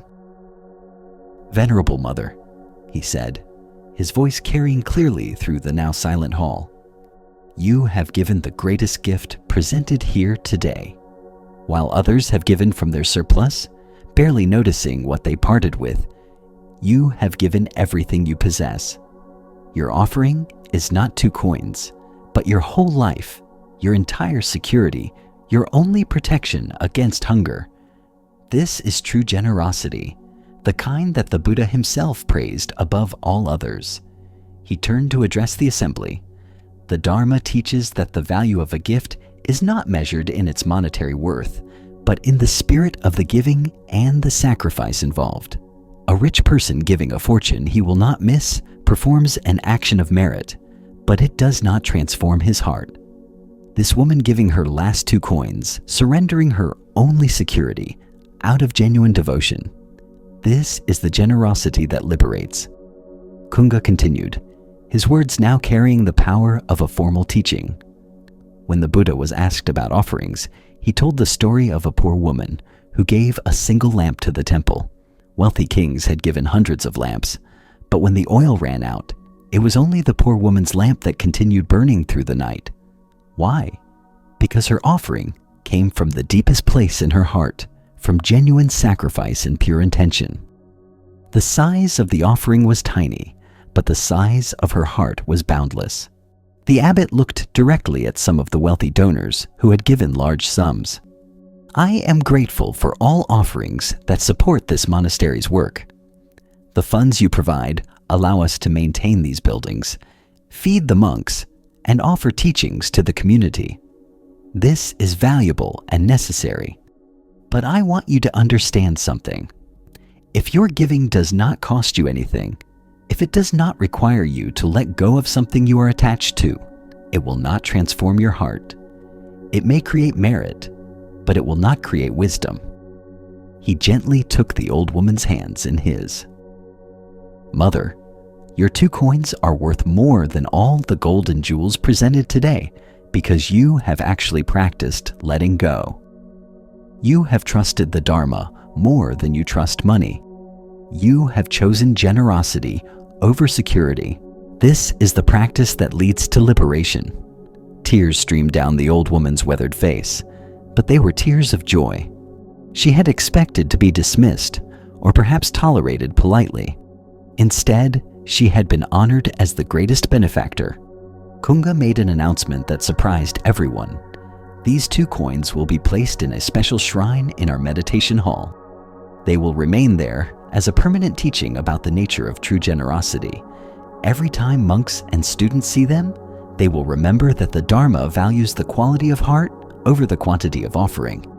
Then he did something even more unexpected. From the monastery's funds, he arranged for the old woman to be provided with food and simple shelter for the remainder of her life. Not as payment for her offering, he explained, but as the community's offering back to her, honoring her example of wholehearted generosity. The Buddha taught that no one is more worthy of your kindness and compassion than you are yourself. This ancient wisdom reminds us that true generosity flows from a full heart, not from a sense of obligation or desire for recognition. Why do we often equate generosity with large material gifts, while overlooking the profound generosity of those who give from genuine sacrifice? Buddhist psychology reveals that we have absorbed materialistic values that measure worth in monetary terms. We have learned to be impressed by wealth and dismissive of poverty, to honor large donations and barely notice small ones. But spiritual generosity has nothing to do with the size of what is given and everything to do with the spirit in which it is offered. A billionaire giving $1 million he will never miss is performing an action of merit, but it does not necessarily indicate a generous heart. It may be given for recognition, for tax benefits, for social standing, or simply because the amount is so trivial to his wealth that parting with it costs nothing. In contrast, a poor person giving the only food in their house to someone hungrier, a struggling family sharing their small space with a homeless neighbor, an elderly person on a fixed income donating what little they can spare to a cause they believe in. These are acts of true generosity because they involve real letting go, real trust, real sacrifice. Consider your own relationship with giving. When you donate money, time, or resources, does it genuinely cost you anything? Do you feel the sacrifice, the letting go, the vulnerability of having less? Or are you giving only from surplus, only from what you will not miss? The teaching here is not that we should give away everything we have, or that we should create hardship for ourselves through excessive generosity. Rather, It points toward the transformative power of generosity that actually challenges our attachment, that requires us to trust something beyond our own resources and control. Jack Kornfield taught that generosity is not giving me what I need more than you do, but giving me what I need more than I need it. True generosity involves some discomfort, some real letting go. This is what makes it a spiritual practice rather than merely a social nicety. Look deeply at what you are attached to. What would it mean to give from that place of attachment rather than from surplus? This might be material resources, but it could also be time, attention, acknowledgement, credit, or control. Where could you practice the old woman's kind of wholehearted giving, offering something that genuinely costs you something? The practice is not to create poverty or suffering for yourself, but to use generosity as a way of loosening the grip of attachment. When you give something you are attached to, you discover that you can survive without it, that your security does not actually depend on holding tight to everything you possess. This discovery is liberating. Tonight, as you consider your relationship with giving and receiving, can you identify one area where you could practice more wholehearted generosity? Not necessarily giving more in quantity, but giving from a deeper place, offering something that requires real letting go. As the Buddha taught, if you knew what I know about the power of giving, you would not let a single meal pass without sharing it in some way. Generosity is not just about helping others. It is about liberating yourself from the prison of grasping and the delusion that your happiness depends on accumulating and hoarding. Let us now turn to a story about wisdom and the difference between knowledge and understanding. This is the tale of the 3 students and the mountain teaching. In a monastery nestled in high mountains, where the air was thin and clear and the silences ran deep, a master teacher named Yeshe had 3 senior students who had each studied with him for many years. They were all intelligent and dedicated practitioners, but they approached the Dharma in very different ways. The first student, whose name was Norbu, had an exceptional memory and had memorized vast numbers of sutras and commentaries. He could recite teachings flawlessly and explain complex philosophical concepts with impressive sophistication. When visitors came to the monastery seeking Dharma instruction, Norbu could always provide extensive quotations and scholarly explanations. The second student, named Sonam, was quieter and less scholarly, but had developed a remarkable meditation practice. He could sit in perfect stillness for hours, his mind stable and concentrated. Other monks admired his discipline and the peaceful presence he radiated during formal practice periods. The third student, named Tashi, was less impressive in obvious ways. His memory was ordinary, so he did not retain extensive scriptural knowledge. His meditation was sincere, but not spectacularly stable. What distinguished Tashi was harder to define, a quality of presence and responsiveness in everyday interactions that others found somehow nourishing and authentic. One day, Master Yeshe announced that he would give his final teaching before entering into a long retreat. He led all 3 students on a climbing expedition to a sacred peak that rose above the monastery. The journey was demanding, requiring a full day of steep hiking through increasingly sparse terrain.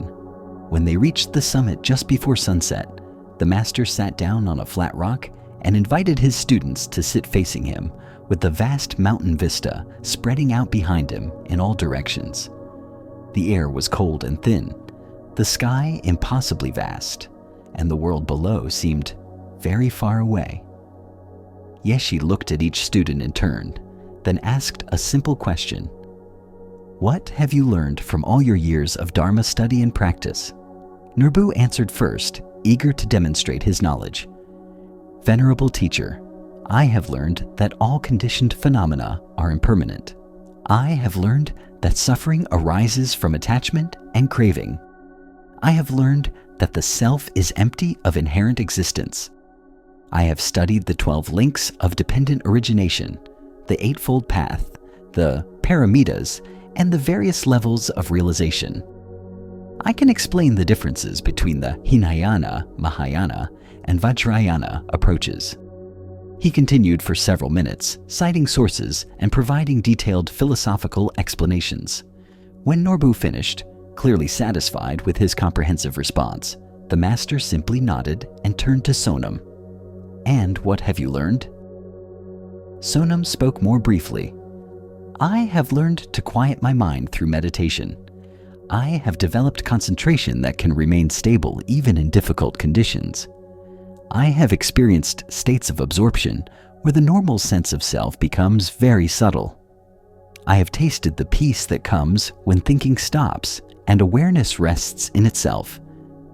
Again, the master nodded without comment and turned to Tashi. "And you?" Tashi looked out at the vast panorama of mountains fading into purple distance, at the last light painting the snow peaks gold, at the infinite sky overhead. He was quiet for a long time. Finally, he spoke very simply. "I have learned that I know very little. Each year of practice has revealed more layers of my own confusion and misunderstanding. The more I study the teachings, the more I realize how much I filtered them through my own preconceptions. The more I practice, the more I see how my mind creates suffering in subtle ways I had not previously recognized. The only thing I feel confident about is that I must continue practicing with humility and openness, because I keep discovering that what I thought I understood, I did not truly understand at all." Master Yeshe smiled broadly for the first time, his entire face illuminating with joy. He stood up and embraced Tashi warmly, then turned to address all three students. "Norbu, your knowledge is impressive and valuable. The Dharma must be preserved and transmitted through study and memorization. You serve an important function, and I am grateful for your scholarly dedication. But knowledge alone is like reading recipes without ever tasting food. You can describe wisdom perfectly without embodying it." He turned to Sonam. "And you? Your meditation is deep and admirable. The ability to stabilize the mind is essential, and you have developed this capacity beautifully. But meditation experiences, even profound ones, are still just experiences. They arise and pass away. If you become attached to states of consciousness, you have simply created a more subtle form of grasping." Finally, he looked at Tashi with deep affection. "But you, my friend, have learned what actually matters.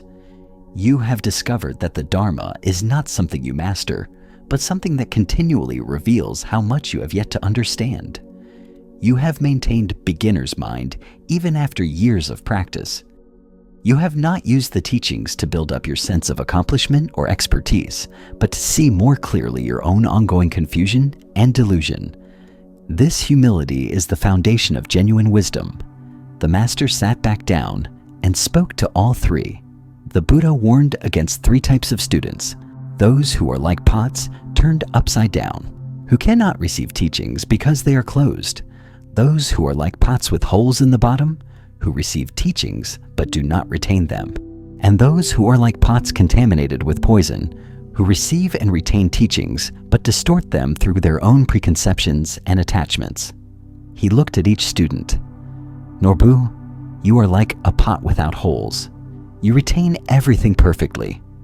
But sometimes I wonder if you have room for anything new, or if you are so full of what you already know that fresh understanding cannot enter.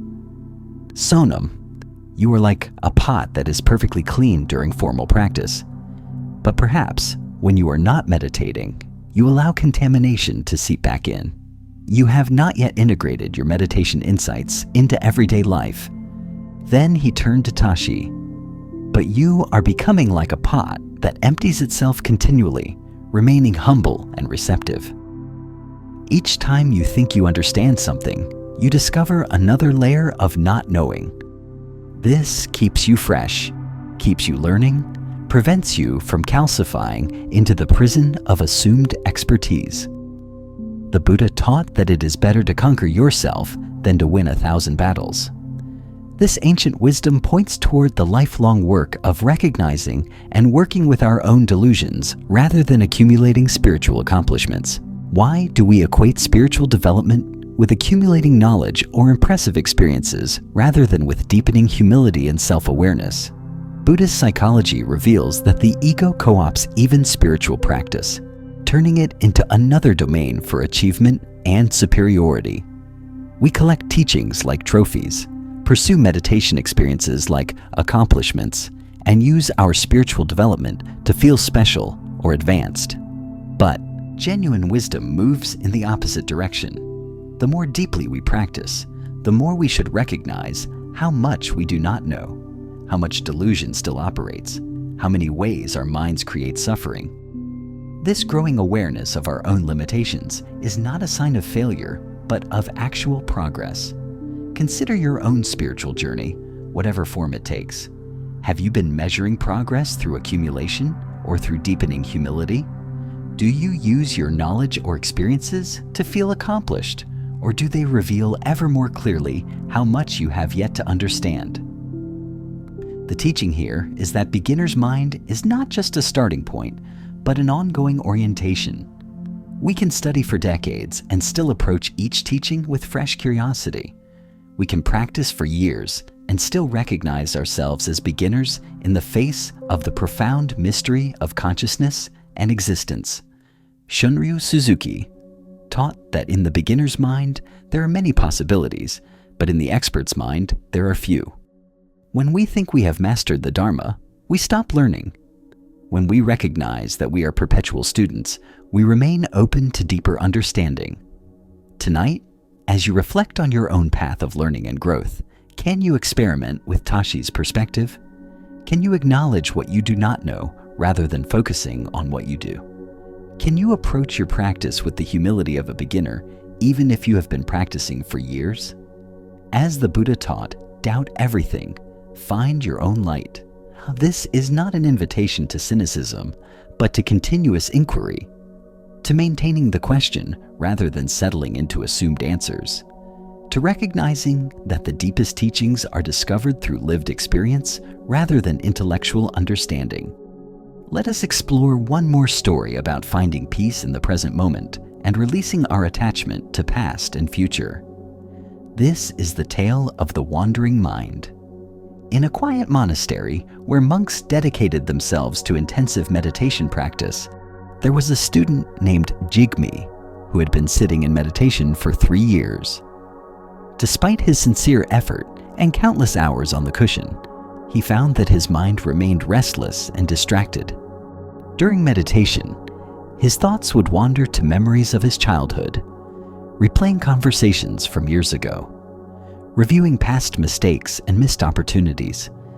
Or his mind would leap forward into the future, planning what he would do after meditation ended, worrying about challenges that might arise, fantasizing about achievements he hoped to attain. The present moment, which all his teachers emphasized as the only reality, seemed almost impossible for Jigme to inhabit. It was as if the present was just a thin sliver between the vast territories of past and future that his mind constantly traveled. This caused him great frustration because he knew intellectually that his wandering mind was creating suffering, yet he seemed powerless to anchor his attention in the here and now.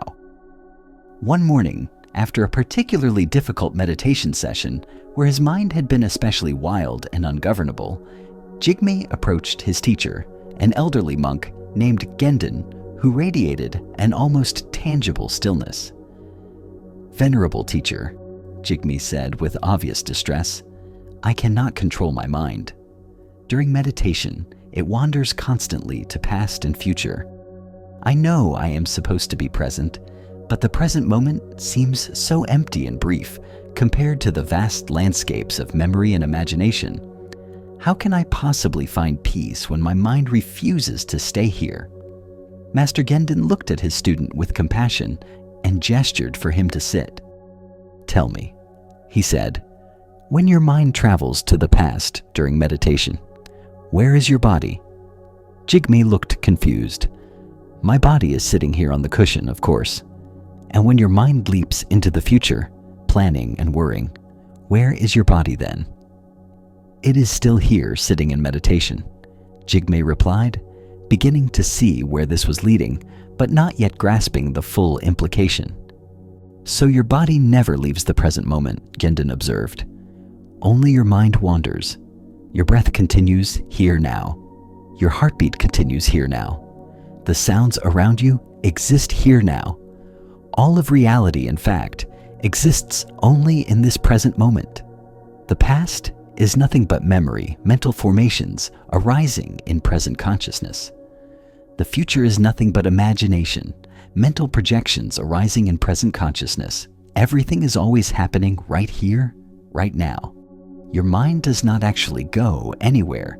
It simply creates the illusion of leaving by generating thoughts about past and future. But these thoughts feel so real and compelling, Jigme protested. How can I ignore them? I am not suggesting you ignore them, the master said gently. I am suggesting you recognize them for what they are. Thoughts about the past are not the past itself. They are present moment mental events with past content. Thoughts about the future are not the future itself. They are present moment mental events with imagined content. When you see this clearly, you realize you have never actually left the present moment. You have only been lost in particular types of present moment experiences, namely, thinking. Gendon continued, let me ask you something else. When you think about a conversation you had 5 years ago, is that conversation happening now? No, Jigme said. It happened in the past. Where is it happening? The master pressed. When the memory arises, where does it arise? Jigme paused, then spoke slowly as understanding began to dawn. The memory arises in my mind, right now. The remembering is happening in the present moment. Exactly, Gendon confirmed. And when you worry about something that might happen tomorrow, when is the worrying happening? Now, Jigme admitted. The worrying is happening right now. The teacher smiled. So, you see, you have never actually been anywhere except the present moment. Even your wandering is happening here and now. The question is not how to get to the present moment. You are already there and have always been there. The question is whether you recognize what is actually happening in this moment, or whether you are lost in thoughts about other moments. He gestured toward the meditation hall. When you sit to meditate and your mind wanders to a memory, that is your present moment experience. You are experiencing thinking about the past. When your mind leaps to planning, that is your present moment experience. You are experiencing thinking about the future. The practice is not to somehow eliminate these experiences, but to recognize them clearly as present moment mental events rather than being absorbed into their content. Jigme sat quietly, absorbing this teaching. So when a memory arises, I do not need to push it away or follow it. I simply recognize this is the present moment experience of remembering? Yes, Gendon said. And when a plan or worry arises, you recognize this is the present moment experience of future-oriented thinking. You do not fight with it or get absorbed into its story. You simply see it clearly as a present moment phenomenon that's like seeing a cloud pass across the sky. The cloud appears, it moves, it dissolves. You do not chase after it or try to hold it in place. You simply witness its passage. The master placed a hand on Jigme's shoulder. The mind will continue to generate thoughts about past and future. This is its nature, and it is not a problem unless you are lost in the content of those thoughts, believing you have actually left the present moment. When you recognize that everything, including thoughts about other times, is happening right here and now, you discover that you cannot actually leave the present moment, even if you try. You can only be more or less aware of what your present moment experience actually is. Jigme returned to his meditation cushion with this new understanding. When memories arose, he noticed, This is present moment, remembering. When plans formed, he noticed, this is present moment planning. He stopped trying to force his mind to be still or empty. Instead, he simply became aware of what was actually happening right now, even when what was happening was thinking about other times. Paradoxically, this recognition brought a quality of presence and peace that all his previous efforts to control his mind had never achieved. The Buddha taught that the secret of health for both mind and body is not to mourn for the past, worry about the future, or anticipate troubles, but to live in the present moment, wisely and earnestly. This ancient wisdom illuminates that presence is not a special state we achieve, but our natural condition when we stop being lost in thought. Why do we find it so difficult to rest in the present moment when it is literally the only moment that exists? Buddhist psychology explains that the mind has evolved to learn from the past and plan for the future. This capacity has obvious survival value. But when this natural function becomes compulsive and unconscious, when we spend most of our mental energy ruminating about what has already happened or anxiously anticipating what might happen, we miss the only moment in which we can actually experience life and take action. Consider how much of your daily mental activity is focused on past or future. When you eat, are you actually tasting your food? Or are you planning your afternoon? When you talk with someone, are you actually listening, or are you rehearsing what you will say next? When you walk, are you experiencing the sensations of walking, or are you lost in thoughts about your destination or something that happened earlier? The teaching here is not that we should never think about past or future. Memory and planning are valuable capacities when used consciously and appropriately. But most of us have lost the ability to choose when we engage these capacities. Instead, they run automatically and compulsively, pulling our attention away from the richness of present moment experience. Thich Nhat Hanh taught that the present moment is the only moment available to us, and it is the door to all moments. When we are fully present, we can access appropriate memories when needed and engage in wise planning when necessary. But we do so consciously, from a foundation of present awareness, rather than being unconsciously lost in mental time travel. Look deeply at your own experience of presence and absence. Where do you habitually go when your mind wanders? Do you tend toward past or future? Do you ruminate on regrets or anticipate anxieties? And what do you miss while you are lost in these mental territories?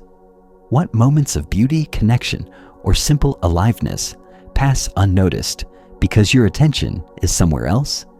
The practice is not to force your mind to be blank or to fight against thoughts about past and future. Rather, it is to recognize these thoughts as present moment experiences.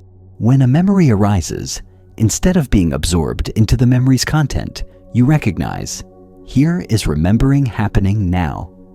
When a plan forms, instead of getting lost in the imagined future, you recognize, here is planning happening now. This recognition itself is presence. You are not trying to get to the present moment or achieve some special state of nowness.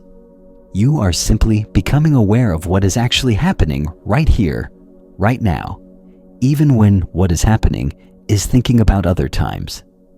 Tonight, as you prepare for sleep, can you experiment with Jigme's practice? Can you notice when your mind moves to reviewing the day or anticipating tomorrow? And can you recognize these movements as present moment experiences rather than actual departures from the now? As the Buddha taught, do not dwell in the past, do not dream of the future. Concentrate the mind on the present moment, not by force or striving, but by recognizing that you are always already here, always already now, and have never been anywhere else. Let us turn to our final story about wholeness and the completeness that has always been present. This is the tale of the broken bowl. In a temple famous for its beautiful ceramics and tea ceremony traditions, there was a young monk named Kensho who had been given the responsibility of caring for the temple's most precious tea bowl.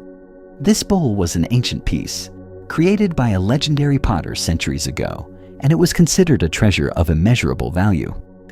Its glaze caught light in extraordinary ways, and its shape fit perfectly in the hands of those who used it for tea ceremony. Kensho was deeply honored to be entrusted with this responsibility, but the honor came with tremendous anxiety. He worried constantly about the bowl. He handled it with trembling care, cleaned it with obsessive attention, and stored it with elaborate precautions. Every time he removed it from its box for ceremonies, his heart would race with fear that he might drop it or damage it in some way. One day, the inevitable happened. While preparing for a special tea ceremony, Kensho's nervous hands fumbled, and the precious bowl slipped from his grasp. It fell to the stone floor and shattered into several pieces. The sound of breaking ceramic seemed impossibly loud in the quiet preparation room, and Kensho felt his entire world collapse with it. He stood frozen in horror, staring at the broken fragments, his mind flooded with catastrophic thoughts. He had destroyed an irreplaceable treasure. He had failed in his responsibility. He would be expelled from the monastery in disgrace. His entire future seemed ruined in that single moment of clumsiness. The temple's abbot, Master Ryokan, heard the sound of breaking ceramic and came to investigate. He found Kensho kneeling on the floor, tears streaming down his face, carefully gathering the broken pieces with shaking hands. "I have destroyed the precious bowl," Kensho said, his voice breaking. "There is no forgiveness for what I have done. I understand if you must send me away. I am not worthy of the trust you placed in me." Ryokan looked at the broken pieces, then at his devastated student. He sat down on the floor beside Kensho and picked up one of the fragments, examining it thoughtfully. "Tell me," he said quietly before it broke, "was this bowl perfect?" "Yes," Kensho replied miserably. "It was a masterpiece, irreplaceable, perfect in every way." "And now that it is broken?" the master asked. "Now it is ruined, destroyed, worthless," Kensho said. Ryokan smiled gently. "Come with me. Bring the pieces." The abbot led Kensho to his private workshop, where he kept various materials and tools.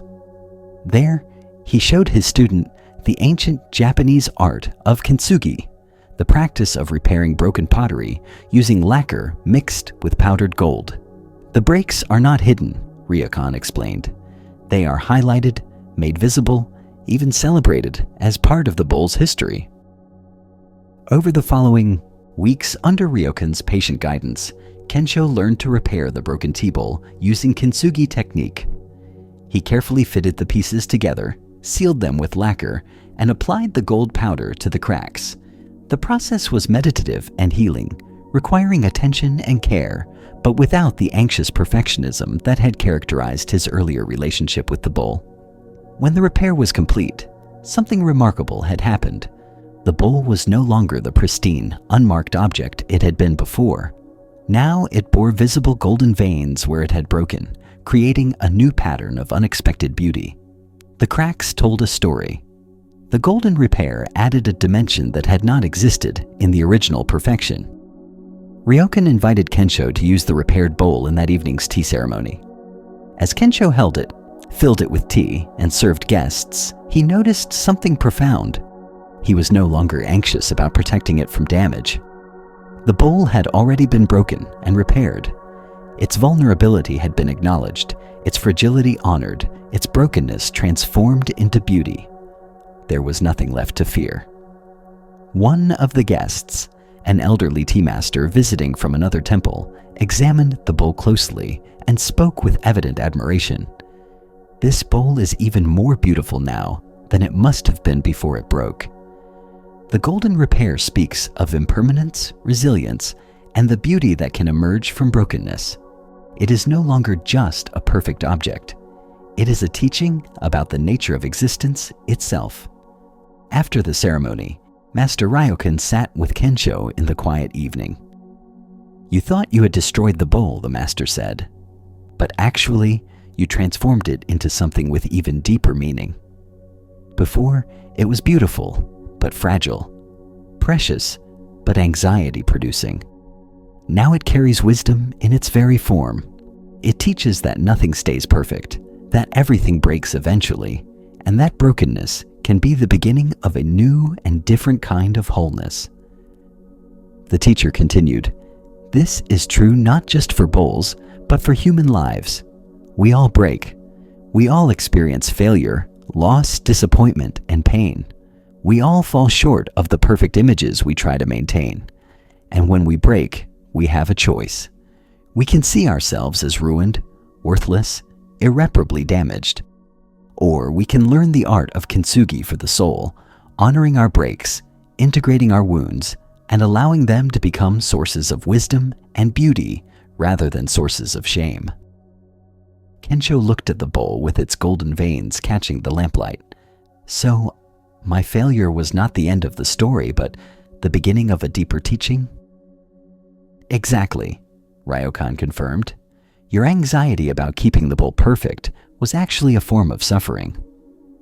You could never truly enjoy its beauty because you were always afraid of losing it. The breaking freed you from that fear. And the repair taught you that wholeness is not the same as being unmarked or undamaged. True, wholeness includes and integrates our brokenness rather than denying it or hiding it. The Buddha taught that you yourself, as much as anybody in the entire universe, deserve your love and affection. This ancient wisdom reminds us that we must extend to ourselves the same compassion and acceptance we would offer others, including compassion for our failures and brokenness. Why do we see our failures and wounds as evidence of unworthiness rather than as opportunities for deeper wisdom? Buddhist psychology reveals that we internalize messages from early life about needing to be perfect to be lovable. We learn to hide our flaws, deny our struggles, and present ourselves as undamaged. This creates enormous suffering because it puts us at war with our own humanity. Consider your own relationship with imperfection and brokenness. Where are you trying to maintain an image of being unmarked, undamaged, always capable, and competent? What failures or wounds are you hiding because you believe they make you worthless or unlovable? What would it mean to practice kintsugi with your own life, highlighting, rather than hiding your breaks, integrating your failures into your story with gold rather than shame? The teaching here is profoundly liberating. You do not need to be perfect to be whole. Your mistakes, failures, and wounds are not evidence of unworthiness, but material for wisdom and compassion. The cracks in your life can become sources of light and beauty when you stop trying to hide them and instead learn to integrate them with awareness and self-acceptance. Leonard Cohen sang that there is a crack in everything. That is how the light gets in. Our brokenness is not an obstacle to wholeness, but often the very opening through which grace, understanding, and authentic connection enter our lives. Look deeply at what you consider your failures and inadequacies. What if these were not shameful secrets to hide, but golden veins that make your life more beautiful and meaningful? What if your struggles gave you compassion for others struggling? What if your mistakes taught you humility and wisdom? What if your wounds opened your heart in ways that smooth perfection never could? The practice is to stop trying to appear undamaged and instead acknowledge your breaks with honesty and self-compassion. This does not mean wallowing in failure or using your wounds as excuses. It means integrating your full story, including the difficult chapters, with the same care and attention that kintsugi artists bring to broken pottery. Tonight, as you reflect on your own breaks and imperfections, can you begin to see them through the lens of kintsugi? Can you imagine the cracks in your life highlighted with gold rather than hidden in shadow? Can you recognize that your wholeness includes rather than excludes your brokenness? As the Buddha taught, even death is not to be feared by one who has lived wisely. And we might add, even brokenness is not to be feared by one who knows the art of compassionate repair, of integrating wounds with wisdom, of transforming cracks into sources of beauty and light. As our time together draws to a gentle close, let yourself sink deeper into the stillness that has been growing throughout these stories. Can you feel how this peace is not something fragile that you must protect, but something fundamental that has always been present, waiting quietly beneath the noise of your thoughts? Each story we have explored tonight has pointed toward the same essential truth: the healing you seek, the wisdom you desire, the peace you long for. These are not distant destinations you must struggle to reach. They are your natural state, available in any moment when you stop fighting with reality and simply allow yourself to be present with what is. The Buddha offered this profound guidance. You are a seeker, but the treasure you seek is not far away. It is not in some distant place or future time. It is here, now, in this very moment, in the simple awareness that knows these words, that feels your breath, that witnesses your experience without being disturbed by it. Reflect on this wisdom as you prepare for deep and restorative rest. The lessons from these ancient teachers have shown you that suffering comes not from circumstances themselves, but from your relationship to circumstances. When you stop demanding that life be different from what it is, when you release your grip on past and future, when you meet each moment with acceptance rather than resistance, you discover a peace that does not depend on conditions being favorable. This understanding has now taken root within you, a seed of awakening that will continue to grow in ways you cannot predict or control. You do not need to remember every story or hold on to every teaching. The wisdom has already touched something deep within your consciousness, beyond the reach of ordinary memory. As you drift toward sleep, know that the true teaching was not in the words themselves, but in the space they created within you. It is in this inner stillness that healing occurs naturally, that wounds are integrated, that anxiety releases its hold, and the body and mind find the deep rest they need. Carry this feeling of gentle release with you as you surrender to sleep. Let it be the ground of your rest and the quiet strength that greets you when morning comes. The Dharma has shown you that you are not broken or inadequate or separate from the peace you seek. You are whole, complete, and already home. May you rest deeply, knowing you are held by the same awareness that holds all beings. May your sleep be peaceful and your dreams be gentle. May you awaken refreshed and renewed, carrying forward the wisdom of these timeless teachings into whatever tomorrow brings.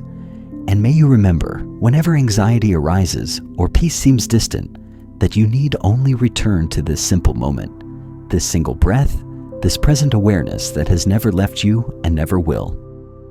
Here, in the Aeu, eternal now, you are already healed, already whole, already free. Rest well, dear friend.